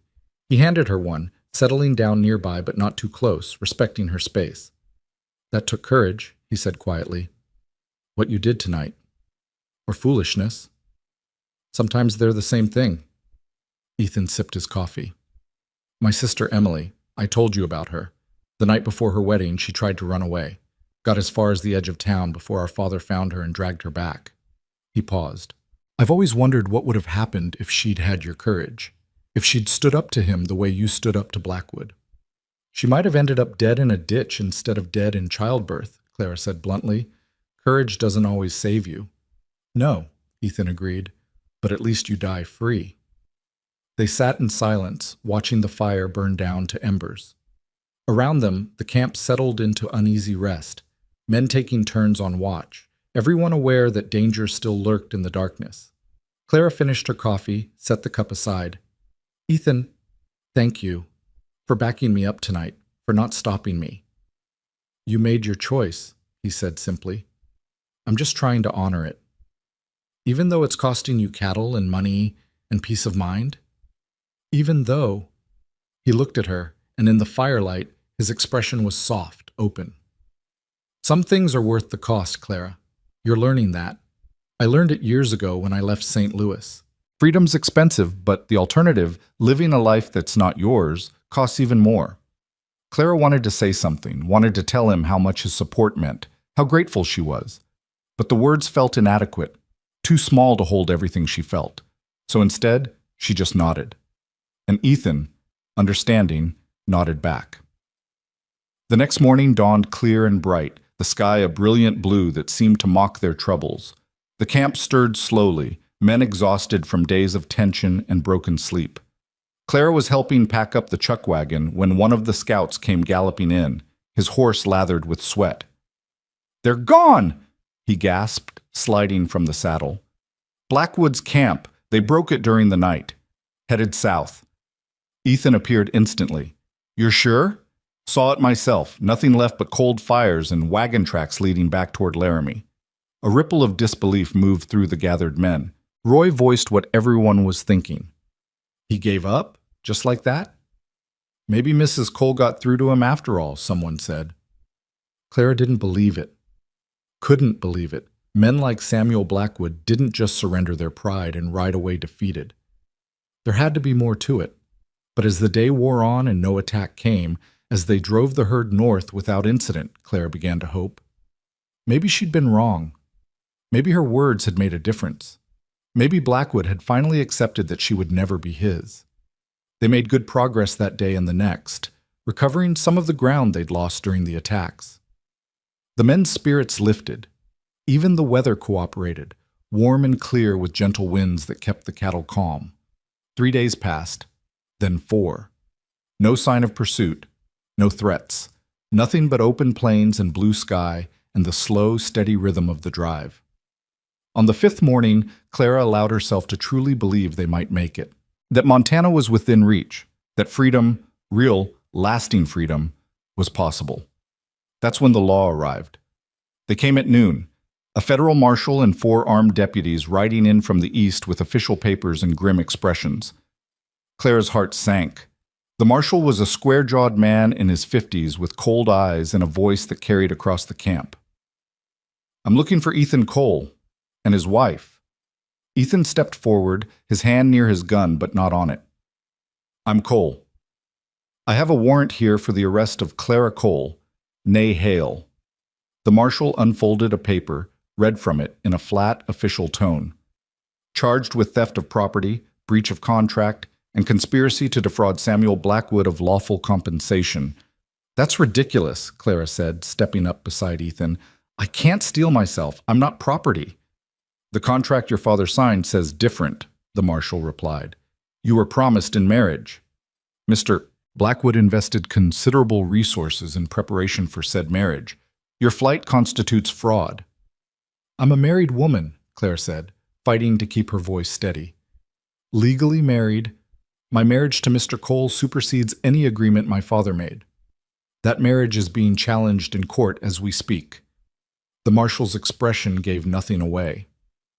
Mr. Blackwood's lawyers are arguing it was contracted under duress, designed specifically to void his legitimate claim. Until the court rules, you need to come with me back to Laramie to answer the charges. No. Ethan's voice was quiet, deadly. She's not going anywhere. The deputies' hands moved to their weapons. The marshal held up a hand, stopping them. Mr. Cole, I understand your desire to protect your wife, but I have the law on my side here. You interfere with a federal warrant, you'll be arrested too. Is that what you want? Clara could feel the situation spiraling out of control. Could see it in the tightness of Ethan's jaw, the way his men were slowly surrounding them, hands on guns. One wrong word, one sudden move, and this would turn into a bloodbath. And it would be her fault. Again.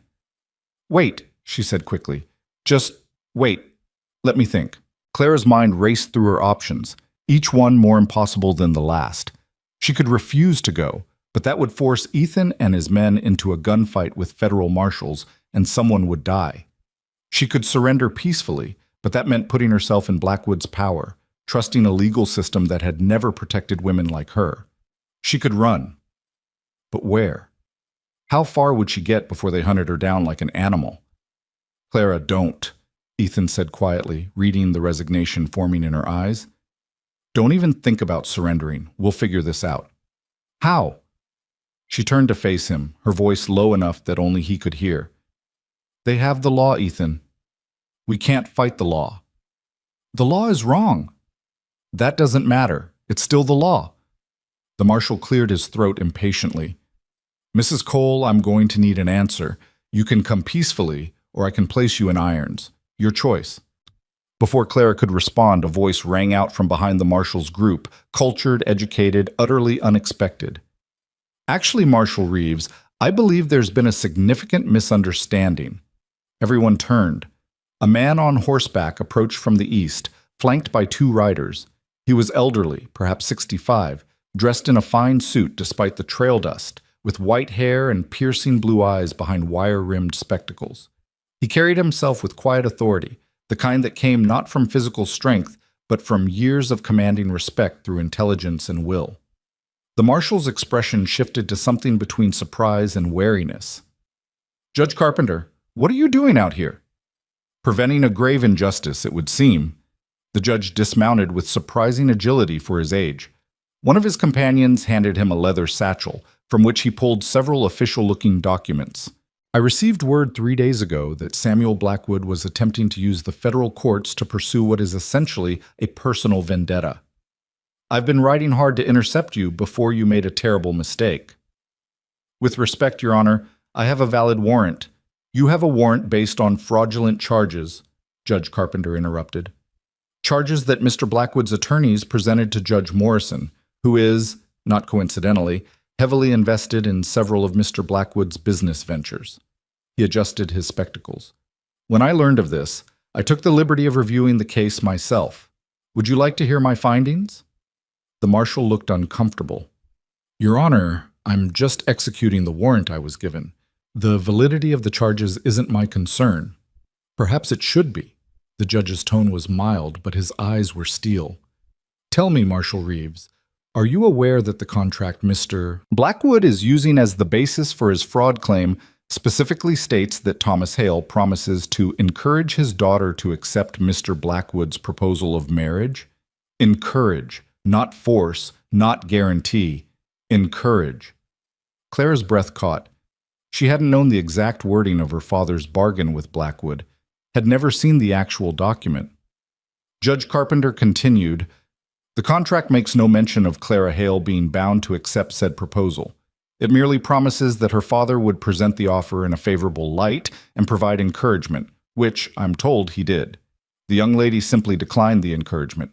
He smiled thinly. Last I checked, a woman's refusal of a marriage proposal, even one her father supports, is neither theft nor fraud.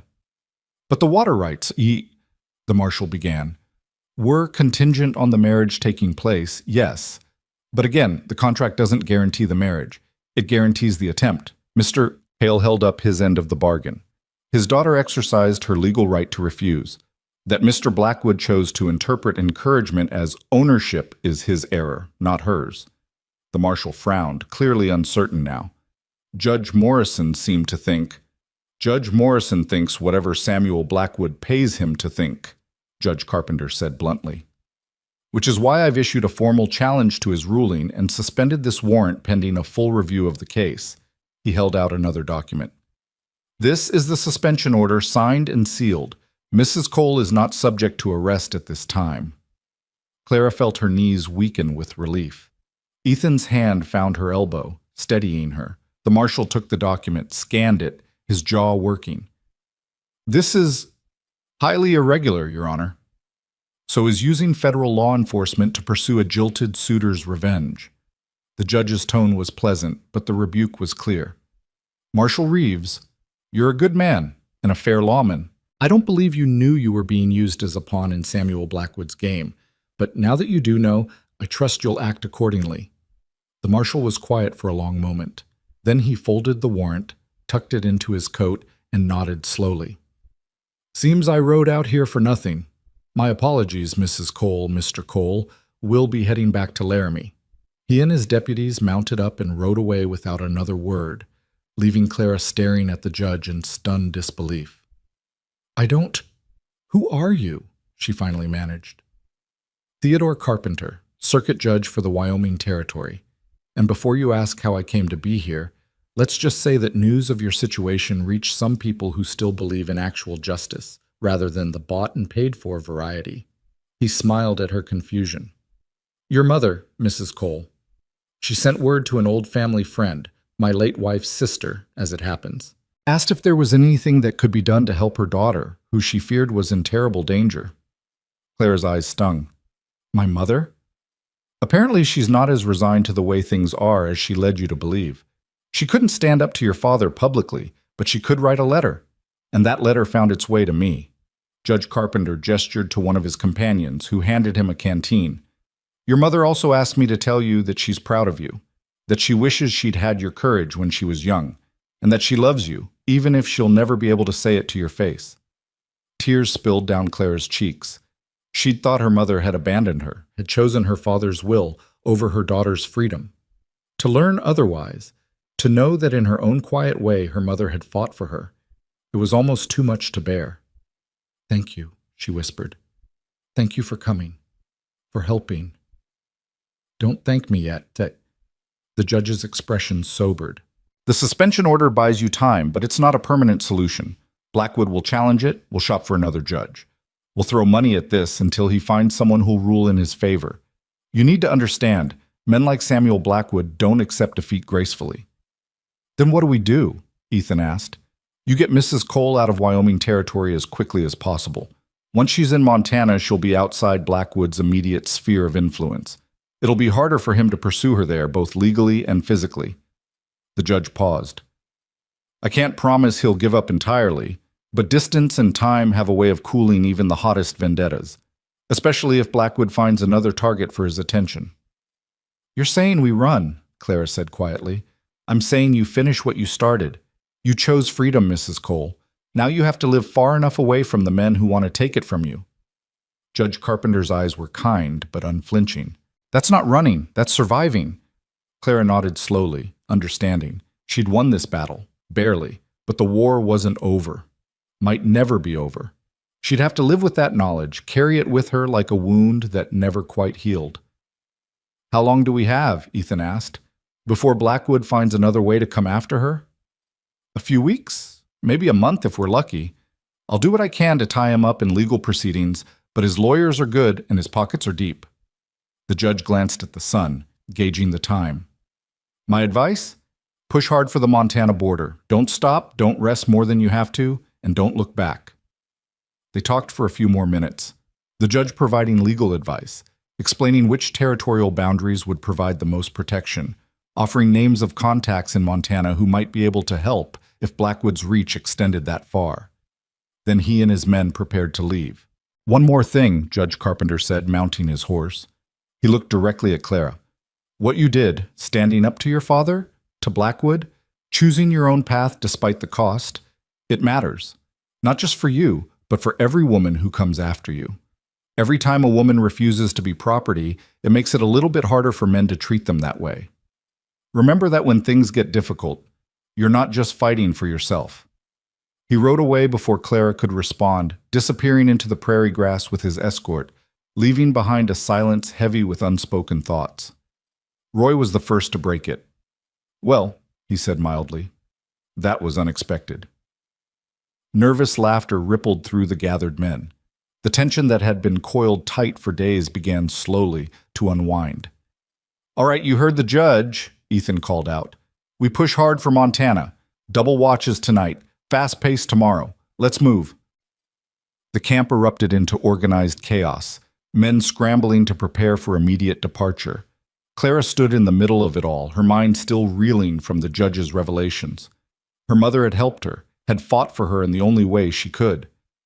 The knowledge settled into Clara's chest, warm and painful at the same time.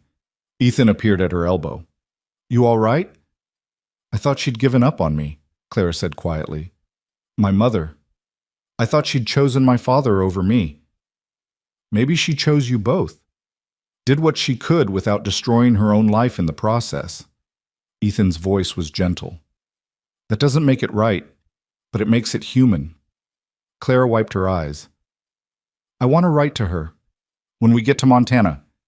Tell her I'm safe. Tell her thank you. We'll make sure she knows." They rode out within the hour, pushing the herd harder than they had in days. The cattle protested, lowing their displeasure, but the men were relentless. Miles fell away beneath their hooves. 5, 10, 15. They rode until dark, made a cold camp with no fires to give away their position, and were moving again before dawn. The next 3 days were a blur of dust and exhaustion and grim determination. Clara rode until her legs cramped and her back screamed, until her hands were raw from gripping reins and her face was burned dark from the sun. She didn't complain, didn't ask for rest, just kept moving, kept pushing forward, because stopping meant giving Blackwood another chance to catch them. On the 4th day, they crossed into Montana territory. There was no sign, no marker, just Roy riding back from scouting ahead to announce, "We're across. Montana line is behind us." A cheer went up from the men. Clara felt something in her chest loosen, just slightly. Not safety, not yet, but at least distance. At least one more barrier between her and the man who'd tried to own her. "How much farther to your ranch?" she asked Ethan that evening as they made camp. "Week, maybe 10 days if the weather holds. We're in the home stretch now." The home stretch. Clara turned the words over in her mind. Home. She'd left one behind in Wyoming, left it willingly, desperately, knowing she could never go back. And now she was heading toward another, one she'd never seen, in the company of a man who was her husband in name only. What would Montana bring? What would life look like when they finally stopped running? She didn't know. Couldn't know. And strangely, that didn't terrify her the way it once would have. The next morning brought rain, cold, steady, soaking through clothes and turning the ground to mud. The herd slowed to a crawl, miserable and stubborn. The men worked in grim silence, hunched against the weather, focused on just getting through the day. Clara was helping untangle a cow that had gotten caught in some brush when she heard the horse approaching. She looked up, expecting one of the cowboys, and froze. The rider was young, maybe 18, sitting his horse with casual confidence. But it was his face that made Clara's heart sink, handsome, arrogant, and unmistakably bearing Samuel Blackwood's features. A son, perhaps, or a nephew.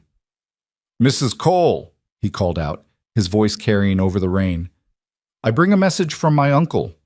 Ethan appeared instantly, positioning himself between Clara and the young man. "Whatever you have to say, you can say it to me." The young man's smile was cold. "Oh, I think Mrs. Cole will want to hear this directly. You see, my uncle wanted me to inform her that, while she may have escaped Wyoming, she hasn't escaped consequences. He's filed additional charges in Montana territory, harboring stolen property, to wit, yourself, Mrs. Cole. He's also filed a civil suit for breach of promise, seeking damages in the amount of $10,000. Clara's stomach dropped. $10,000. A fortune. Money they would never have. Furthermore, the young man continued, clearly enjoying himself, He's contacted every rancher, merchant, and business owner between here and Helena, informing them that anyone who aids, employs, or shelters Clara Cole will be considered an enemy of the Blackwood family and dealt with accordingly. He paused. My uncle controls a great deal of commerce in this territory, Mrs. Cole. Cross him, and you'll find life very difficult indeed. Is that all? Ethan's voice was dangerously quiet. Not quite. My uncle also wanted me to extend one final offer. Mrs. Cole returns to Wyoming of her own free will, annuls her fraudulent marriage, and accepts his original proposal. In exchange, all charges are dropped, all lawsuits dismissed, and your cattle operation, Mr. Cole, is allowed to proceed without interference. The young man's smile widened. Refuse, and my uncle will make sure neither of you has a moment's peace for the rest of your lives. Clara felt the weight of it settle over her like a shroud. This was never going to end. Blackwood would never stop. He had too much money, too much pride, too much rage to ever just let her go. Tell your uncle, she said, her voice steady despite the despair churning in her gut, that I would rather die free than live as his possession. Tell him to do his worst. I'm not coming back. The young man's expression hardened. You're a fool, both of you. You think you can build a life while constantly looking over your shoulder, while wondering when the next lawsuit, the next attack, the next piece of Blackwood revenge will come? He gathered his reins. You've chosen a hard road, Mrs. Cole. Harder than you know. He rode away, disappearing into the rain, leaving Clara and Ethan standing in the mud, the enormity of their situation crushing down like a physical weight. He's right, Clara said quietly. This is never going to end. Blackwood will hound us forever. He'll ruin your business, destroy your reputation, make life impossible for anyone who helps us. I've dragged you into a nightmare, Ethan, you and all your men. Ethan was quiet for a long moment. Rain ran down his face, plastered his hair to his forehead. When he spoke, his voice was calm, certain. You know what my father used to say? He said there are two kinds of men in this world, those who bend to pressure and those who push back. He thought he was teaching me to push back against life's difficulties. But what he actually taught me was to recognize when the pressure itself is wrong. He looked at Clara. Blackwood's pressure, his lawsuits, his threats, his money, it's all designed to make you bend, to make you submit. But that doesn't mean you have to. But the cost of freedom is always high, Ethan interrupted. But the cost of surrendering it is higher. I'd rather fight Blackwood every day for the rest of my life than spend one day knowing I helped hand you back to him. The men might not feel the same way. This isn't their fight. Then we'll ask them. Ethan called the men together that evening, once they'd made camp and gotten the herd settled. They gathered in the rain, tired and bedraggled, and listened as Ethan explained the situation. Blackwood's threats, the lawsuits, the promise of endless harassment for anyone who continued to help Clara. You signed on for a cattle drive, Ethan said. Not a war. And this is shaping up to be a war, one that could cost you jobs, reputations, maybe worse. So I'm giving each of you a choice. Any man who wants to draw his pay and ride out, no hard feelings, you're free to go. But those who stay, you need to understand what you're staying for. We're not just driving cattle anymore. We're making a stand. The men were quiet, exchanging glances, weighing their options. Clara held her breath, waiting for the exodus, for the moment when practical men chose self-preservation over principle. Roy spoke first. I'm staying. Already told you why. I've got my own scores to settle with men who think women are property. This is as good a place as any to settle them. One by one, the others echoed the sentiment. Some spoke of sisters or mothers who'd been mistreated. Some talked about hating bullies, hating rich men who thought their money bought them the right to control others. Young Tommy, his arm still bandaged from the attack, said simply, I didn't ride all this way just to quit when things get hard. In the end, not a single man left. Clara stood there, rain-soaked and overwhelmed, looking at these rough, hard men who were choosing to fight for a woman they barely knew, for a principle that cost them everything and gained them nothing tangible. Thank you, she said, her voice breaking. I can't. Don't need thanks, ma'am, one of the older cowboys said gruffly.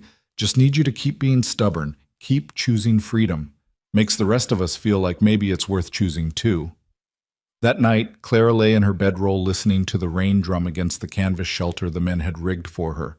She thought about everything that had brought her to this moment: her father's bargain, Blackwood's arrogance, Ethan's unexpected offer of protection, the violence, the fear, the running, the choice, made over and over again, to keep moving forward even when the path ahead was dark and uncertain.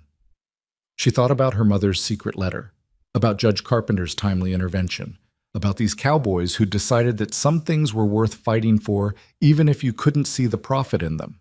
And she thought about Samuel Blackwood, sitting in his fine house in Wyoming, surrounded by his wealth and his influence and his absolute certainty that he would win in the end simply because he always won, because money and power always triumphed over everything else. Maybe he was right. Maybe he would wear them down eventually, make their lives so miserable that surrender became the only rational option. But maybe, just maybe, he was wrong. Maybe there were some things money couldn't buy and power couldn't break. Maybe freedom, once chosen, was harder to kill than men like Blackwood understood. Clara didn't know which version of the future would come to pass, but lying there in the rain, surrounded by men who'd chosen to stand with her, married to a man who'd given her choice when no one else would, she felt something she hadn't felt since this nightmare began. Not safety, not certainty, but something close to peace. The rain stopped sometime before dawn. Clara woke to pale sunlight filtering through the canvas and the sound of men already moving, preparing for another day's drive. She emerged from her shelter to find the world washed clean, the sky a brilliant blue, the grass sparkling with residual moisture. Ethan was checking his horse's hooves, methodical and focused. He looked up when Clara approached. "Sleep all right?" "Well enough." Clara hesitated, then said, "Ethan, when we get to your ranch, to Montana, what happens then? I mean, with us, with this arrangement?" Ethan straightened, considering. "I told you when we started this, you'd be free to choose. Nothing's changed. We get to the ranch, get you settled, and then you decide what you want. Stay, go, dissolve the marriage, keep it. Whatever you choose, I'll honor it." "But what do you want?" Clara pressed. "You keep asking what I want, but you never say what you want." Ethan was quiet for a long moment. "I want," he said finally, carefully, "to know that somewhere in this territory there's a woman living the life she chose for herself. Whether that's with me or somewhere else doesn't matter as much as knowing she's free to make that choice." It wasn't a declaration of love, wasn't even a request for her to stay. It was just Ethan being exactly who he'd been from the beginning, a man who valued choice above everything else, even his own desires. Clara nodded slowly, understanding. Whatever she decided when they reached Montana, it would be her decision, not dictated by fear or necessity or obligation, just choice, pure and simple. That, more than anything else, felt like freedom. They rode north through a landscape growing increasingly rugged and beautiful. Mountains rose in the distance, their peaks still white with snow even in late spring. Rivers rushed with meltwater, bright and cold and clean. The air smelled different here, pine and stone and possibility. 5 days from the Montana border, they crested a hill, and Ethan pointed to a valley below. "There," he said quietly, "that's Second Chance Ranch. That's home." Clara looked down at a cluster of buildings nestled against the foothills. A cabin, a barn, corrals, all looking small and rough, but somehow right against the backdrop of mountains and sky. Smoke rose from the cabin's chimney, suggesting someone was maintaining the place in Ethan's absence. "It's not much," Ethan said, almost apologetically. "Nothing like what Blackwood could have given you." "It's perfect," Clara said, and meant it. Not because the buildings were grand or the land was rich, but because this place, this small, rough, beautiful place, represented something Blackwood's mansion never could. It represented choice, freedom, a future built on terms she helped define. As they drove the herd down into the valley, Clara felt the last pieces of her old life fall away. Clara Hale, the rancher's daughter who'd been sold for water rights, was gone. Even Clara Cole, the fugitive wife running from her father's bargain, was fading. What remained was just Clara, a woman who'd chosen freedom over safety, who'd survived pursuit and threats and the crushing weight of a system designed to keep women powerless.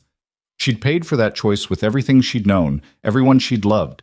And she'd pay for it again, probably, when Blackwood's next attack came. But looking down at that valley, that rough cabin, that new beginning, Clara knew one thing with absolute certainty. It had been worth it. Every hope Clara had nurtured during that descent into the valley shattered exactly 6 days later. They'd settled the herd, begun repairs on fences damaged by winter, started the hard work of building a life. The cabin was small but solid, with 2 rooms that Ethan had immediately ceded to Clara, insisting he'd bunk with the men in the barn until they could build additional quarters. The land was good, water, grass, timber in the nearby hills. It should have been a beginning. Instead, it became a siege. The first sign came when Ethan rode into Helena to purchase supplies and returned empty-handed, his face dark with suppressed rage. "Blackwood got here first," he said, dismounting in the yard where Clara was hanging laundry. "Every merchant, every supplier, they've been warned. Sell to us, do business with us, and Blackwood will ruin them, cut off their credit, undercut their prices, drive them into bankruptcy." He kicked at a rock, sending it skittering across the dirt. "No one will touch us, Clara. We can't buy grain for the horses, nails for repairs, medicine, food, nothing." Clara's hands stilled on the wet fabric. "How long can we last on what we have?" "A month, maybe 2 if we're careful. After that..." He didn't need to finish. The attacks began 3 days later, subtle at first. Fences cut in the night, allowing cattle to wander. A poisoned water trough that killed 2 calves before they discovered it. Then Boulder, a barn fire that they barely managed to extinguish before it spread, gunshots in the darkness that sent everyone diving for cover. Never enough evidence to prove it was Blackwood's doing. Never quite enough to justify writing to the authorities, especially when those same authorities had already made clear whose side they were on. "This is how he wins," Roy said one night after they'd spent hours chasing down scattered cattle. "He doesn't have to beat us in a fight. He just has to make surviving so difficult that eventually we give up." Clara stood at the cabin window, watching men she'd come to care about collapse into exhausted sleep in the barn, watching Ethan check and recheck the perimeter despite his own bone-deep fatigue.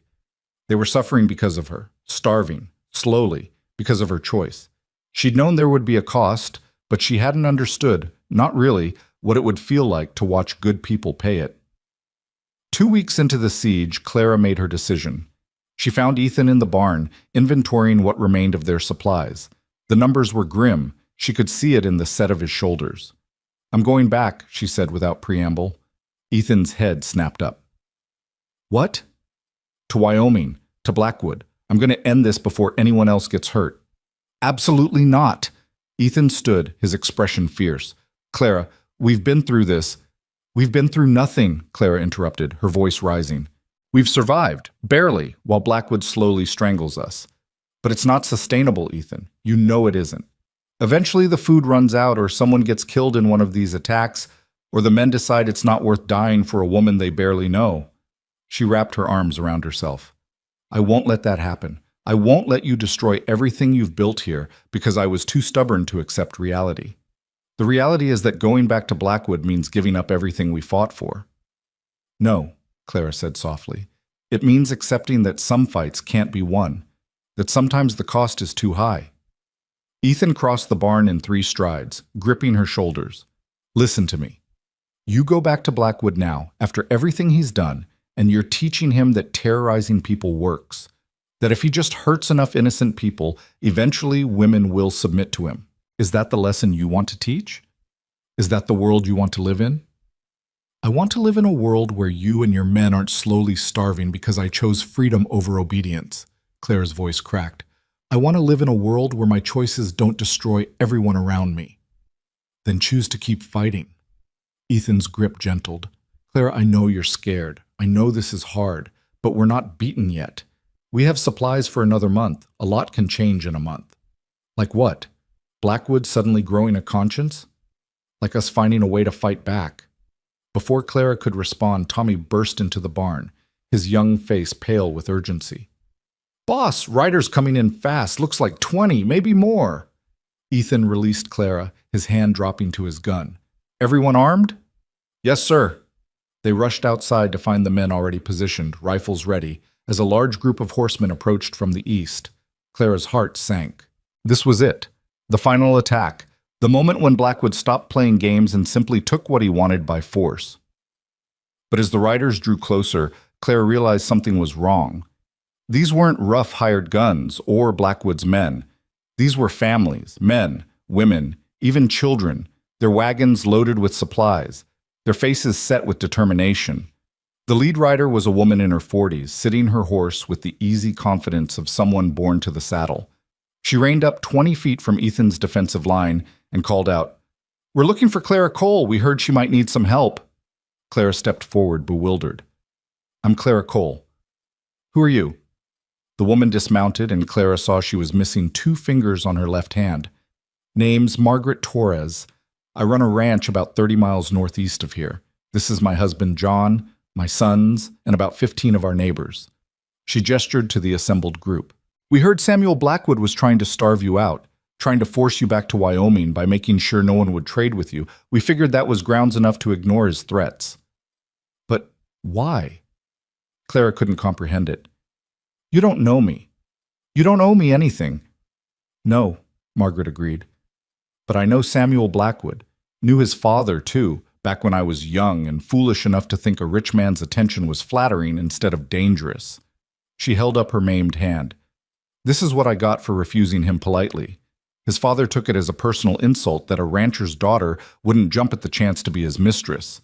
Had his men hold me down and cut off my fingers as a lesson in gratitude." Clara's hand flew to her mouth. "Never could prove it was him," Margaret continued, "but I knew. Everyone knew, and everyone was too scared of Blackwood money and Blackwood power to do a damn thing about it." She looked directly at Clara. "I heard you stood up to his son. Told him to his face you'd rather die free than live as his property. That takes courage, Mrs. Cole. The kind of courage I wish I'd had 30 years ago." One of the men stepped forward, an older rancher with kind eyes.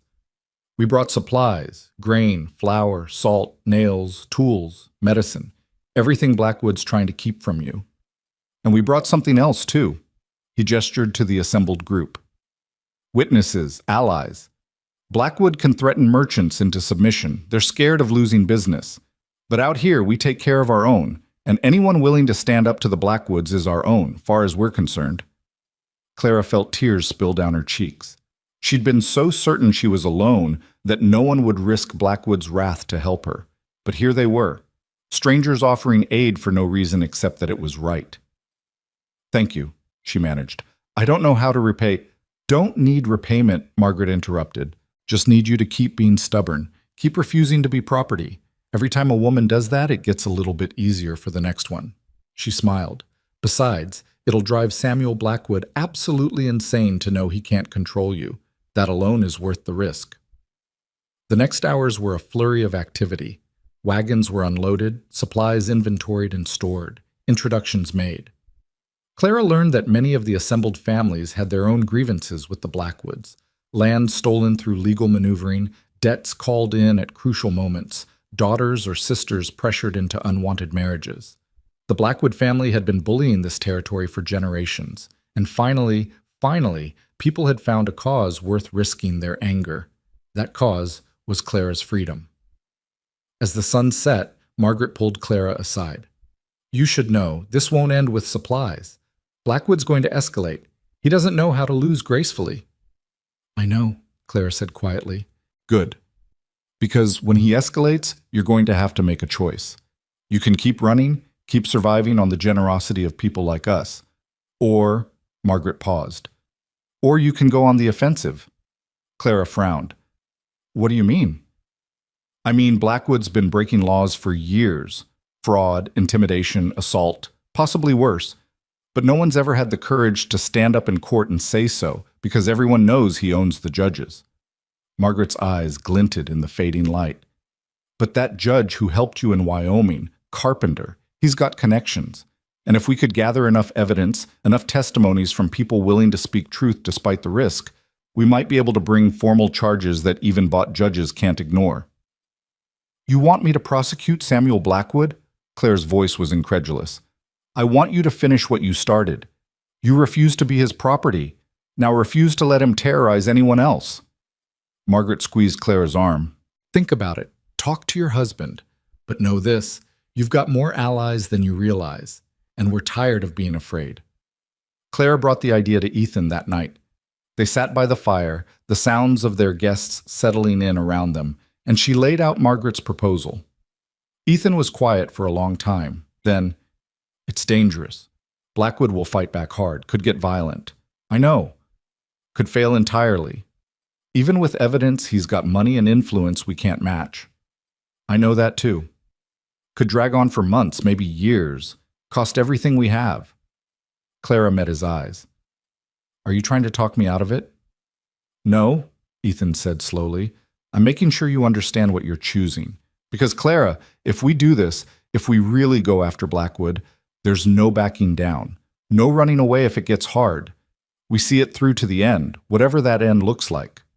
I'm done running, Clara said. I've been running since the moment I left my father's ranch. And I'm tired. I want to stand and fight. I want to make Blackwood answer for what he's done, not just to me, but to Margaret, to everyone else he's hurt. She paused. But I won't do it if it means risking you, your ranch, your future. You've already given up so much for me. Ethan reached out, tucking a strand of hair behind her ear, the first truly intimate gesture he'd made since their marriage. You want to know what I gave up? I gave up a business partnership with men who thought women were livestock. I gave up the respect of people whose respect I didn't want. I gave up comfort bought through complicity. His hand lingered near her face. I didn't give up anything that mattered. And if fighting Blackwood means building a territory where women like you, like Margaret, like my sister Emily might have had a chance at freedom, then that's not a sacrifice. That's the point. Clara felt something shift in her chest, something warm and terrifying and altogether new. This man who'd offered her protection without possession, who'd defended her choice even when it cost him everything, who saw her not as property or prize, but as a person worthy of standing beside. She was falling in love with him. The realization should have terrified her. Instead, it felt like coming home. Okay, she said softly. Let's do it. Let's take Blackwood down. The next weeks were a whirlwind of preparation. Margaret proved to be a formidable organizer, rallying people across the territory who'd been wronged by the Blackwoods.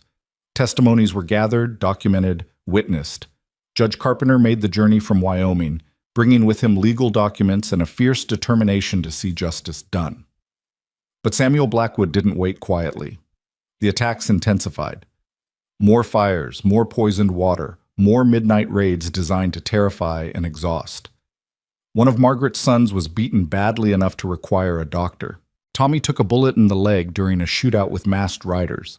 The barn roof was set ablaze, and only quick action saved the structure. Through it all, Clara held firm. She tended the wounded, helped rebuild what was destroyed, and refused to bend. Every attack only strengthened her resolve. He's getting desperate, Judge Carpenter observed one evening, reviewing the latest round of testimonies. These escalations, they're the actions of a man who sees his control slipping. Good, Clara said grimly. Let him be desperate. The confrontation came exactly 3 weeks after Margaret's arrival. Blackwood himself rode in with 30 armed men, a small army designed to intimidate. He found himself facing twice that number, ranchers, farmers, merchants from Helena who'd finally found their courage, all standing in defense of the Second Chance Ranch. Clara walked out to meet him, Ethan at her side, refusing to show fear. Blackwood looked older than she remembered, his face haggard, his eyes wild with the kind of rage that came from a lifetime of getting everything he wanted suddenly crashing against the one thing he couldn't have. This ends now, he said, his voice tight with barely controlled fury. Clara, you're coming back with me, willingly or by force, but you're coming back. No, Clara said simply. I'm not. I'll destroy everything, Blackwood gestured wildly at the assembled crowd. Everyone here, every person who helped you, I'll ruin them all. You'll try, Clara agreed. But Samuel, look around. These people aren't afraid of you anymore. You've built your power on fear, on making people too terrified to stand up to you. But fear only works when people are isolated, when they think they're alone. She stepped forward. I'm not alone, and neither are they. And together we're stronger than your money, your threats, your violence. I'll take you to court. I'll sue you for everything you have. We're taking you to court first, Judge Carpenter interjected, stepping forward with a thick folder of documents. I have here sworn testimonies from 47 people detailing crimes committed by you and your family: fraud, assault, intimidation, attempted murder, and more. I'm filing formal charges in federal court tomorrow morning. Blackwood's face went pale. Those won't stand. I have judges. You have some judges, Carpenter corrected, but you don't have all of them, and you definitely don't have me. He held up the folder. This evidence will be heard, Mr. Blackwood, and when it is, your reputation, your business, your freedom, all of it will be on the line. For the first time since Clara had met him, Samuel Blackwood looked truly uncertain. He glanced at his hired men, at the wall of determined faces surrounding the ranch, at Clara standing tall and unbroken before him. You've ruined me, he said quietly. I offered you everything: security, wealth, position, and you've destroyed me for refusing it. No, Clara said. You destroyed yourself. I just refuse to be destroyed with you. Blackwood stared at her for a long moment. Then, without another word, he turned his horse and rode away, his men following in confused disarray. Clara watched until they disappeared over the ridge. Only then did she allow herself to shake, to feel the terror she'd been holding at bay. Ethan caught her as her legs gave out. It's over, he murmured. Clara, it's over. Is it? Clara looked up at him. Will he really just give up? The court case will take months, Judge Carpenter said, joining them. But yes, I believe it's over. Blackwood's power came from people being too afraid to challenge him. Now that the challenge is public, now that others have found their courage, he's finished. Even if he avoids prison, his reputation is destroyed. No one will fear him the way they did. Clara nodded slowly, letting the truth of it sink in. It was over.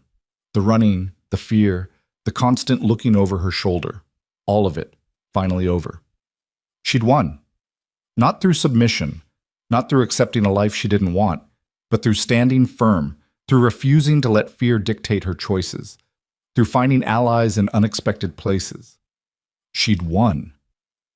The trial took place 3 months later in Helena. Claire testified, as did Margaret, as did dozens of others who'd suffered under Blackwood cruelty and control. The evidence was overwhelming, the testimonies devastating.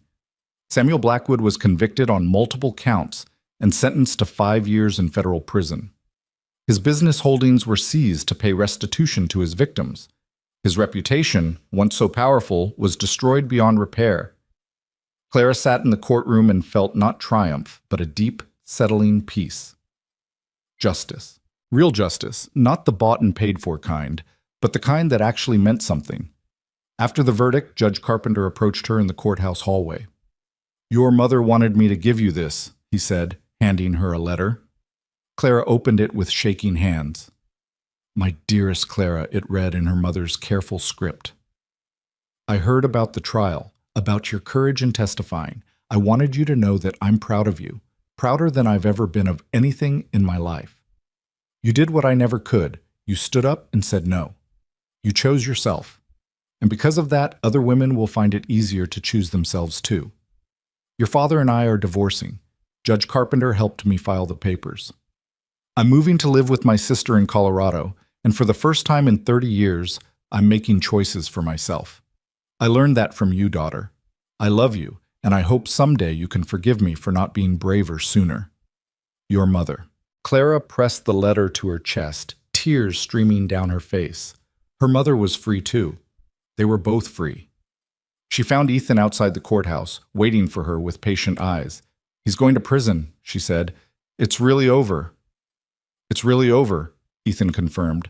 Then, carefully, what happens now, Clara? We've been so focused on surviving, on fighting, we never talked about what comes after. Clara looked at this man who'd given her everything and asked for nothing, who'd stood beside her through terror and uncertainty, who'd defended her right to choose even when that choice might have led her away from him. I want to stay, she said quietly, at Second Chance Ranch, with you. Not because I have to, not because I owe you, but because... She took a breath. Because somewhere along the way, this stopped being about protection and started being about partnership.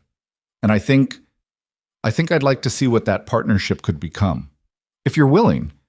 Ethan's smile was slow, warm, transforming his usually serious face. "I'm willing. More than willing. Clara, I've been half in love with you since the day you stood up to your father and chose freedom over safety. Watching you fight, watching you refuse to break, you're the strongest person I've ever met. It would be my honor to build a life with you." "Not a marriage of protection anymore," Clara said. "No," Ethan agreed. "A marriage of choice.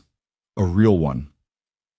He kissed her then, there in the Helena courthouse, and Clara felt the last chains of her old life fall away. She was no longer Clara Hale, the bartered daughter, no longer Clara Cole, the fugitive wife. She was just Clara, a woman who'd chosen freedom and fought for it and won. They returned to Second Chance Ranch to find it transformed. During the trial, their neighbors had worked together to expand the cabin, build a proper bunkhouse for the hands, repair every fence and structure damaged during Blackwood's siege. It was a community effort, a thank you from people who'd found their own courage through Clara's example. Margaret was waiting in the yard, grinning. "Figured you'd need a proper home to come back to. Can't have Montana's most stubborn woman living in a 2-room cabin." Clara hugged her, overwhelmed. "Thank you for everything." "Thank yourself," Margaret replied. "You started this. You showed us all that standing up to bullies was possible. The rest of us just followed your lead." That night, Claire and Ethan sat on the porch of their expanded cabin, watching the sun set over the mountains. The cattle grazed peacefully in the valley. Smoke rose from the bunkhouse where the hands were settling in for the night. Everything was quiet, peaceful, safe. "You know what I keep thinking about?" Clara said, leaning against Ethan's shoulder. "My father. How he thought he was saving the ranch by trading me to Blackwood. How he was so certain that sacrifice was necessary." She paused. "I wonder if he understands now that the ranch wasn't worth saving if it required destroying me to do it." "Some men never understand that," Ethan said quietly. "They see land, cattle, legacy, and they think that's what matters. They don't see that the people, the relationships, the humanity, that's the real legacy." "What's our legacy going to be?" Clara asked. "Here at Second Chance Ranch?" Ethan considered. "I think our legacy is already written. A place where people get second chances, where women aren't property, where courage matters more than money, where standing up for what's right is more important than standing down to what's easy." He kissed the top of her head. "That's not a bad legacy to leave behind." Clara thought about all the women like her, like Margaret, like her mother. Women who'd been told their whole lives that they existed to serve, to obey, to sacrifice themselves for others' needs. Women who'd been treated as property, as bargaining chips, as less than fully human. And she thought about what it might mean for those women to know that someone had stood up, had said no, had chosen freedom and won. That was a legacy worth fighting for.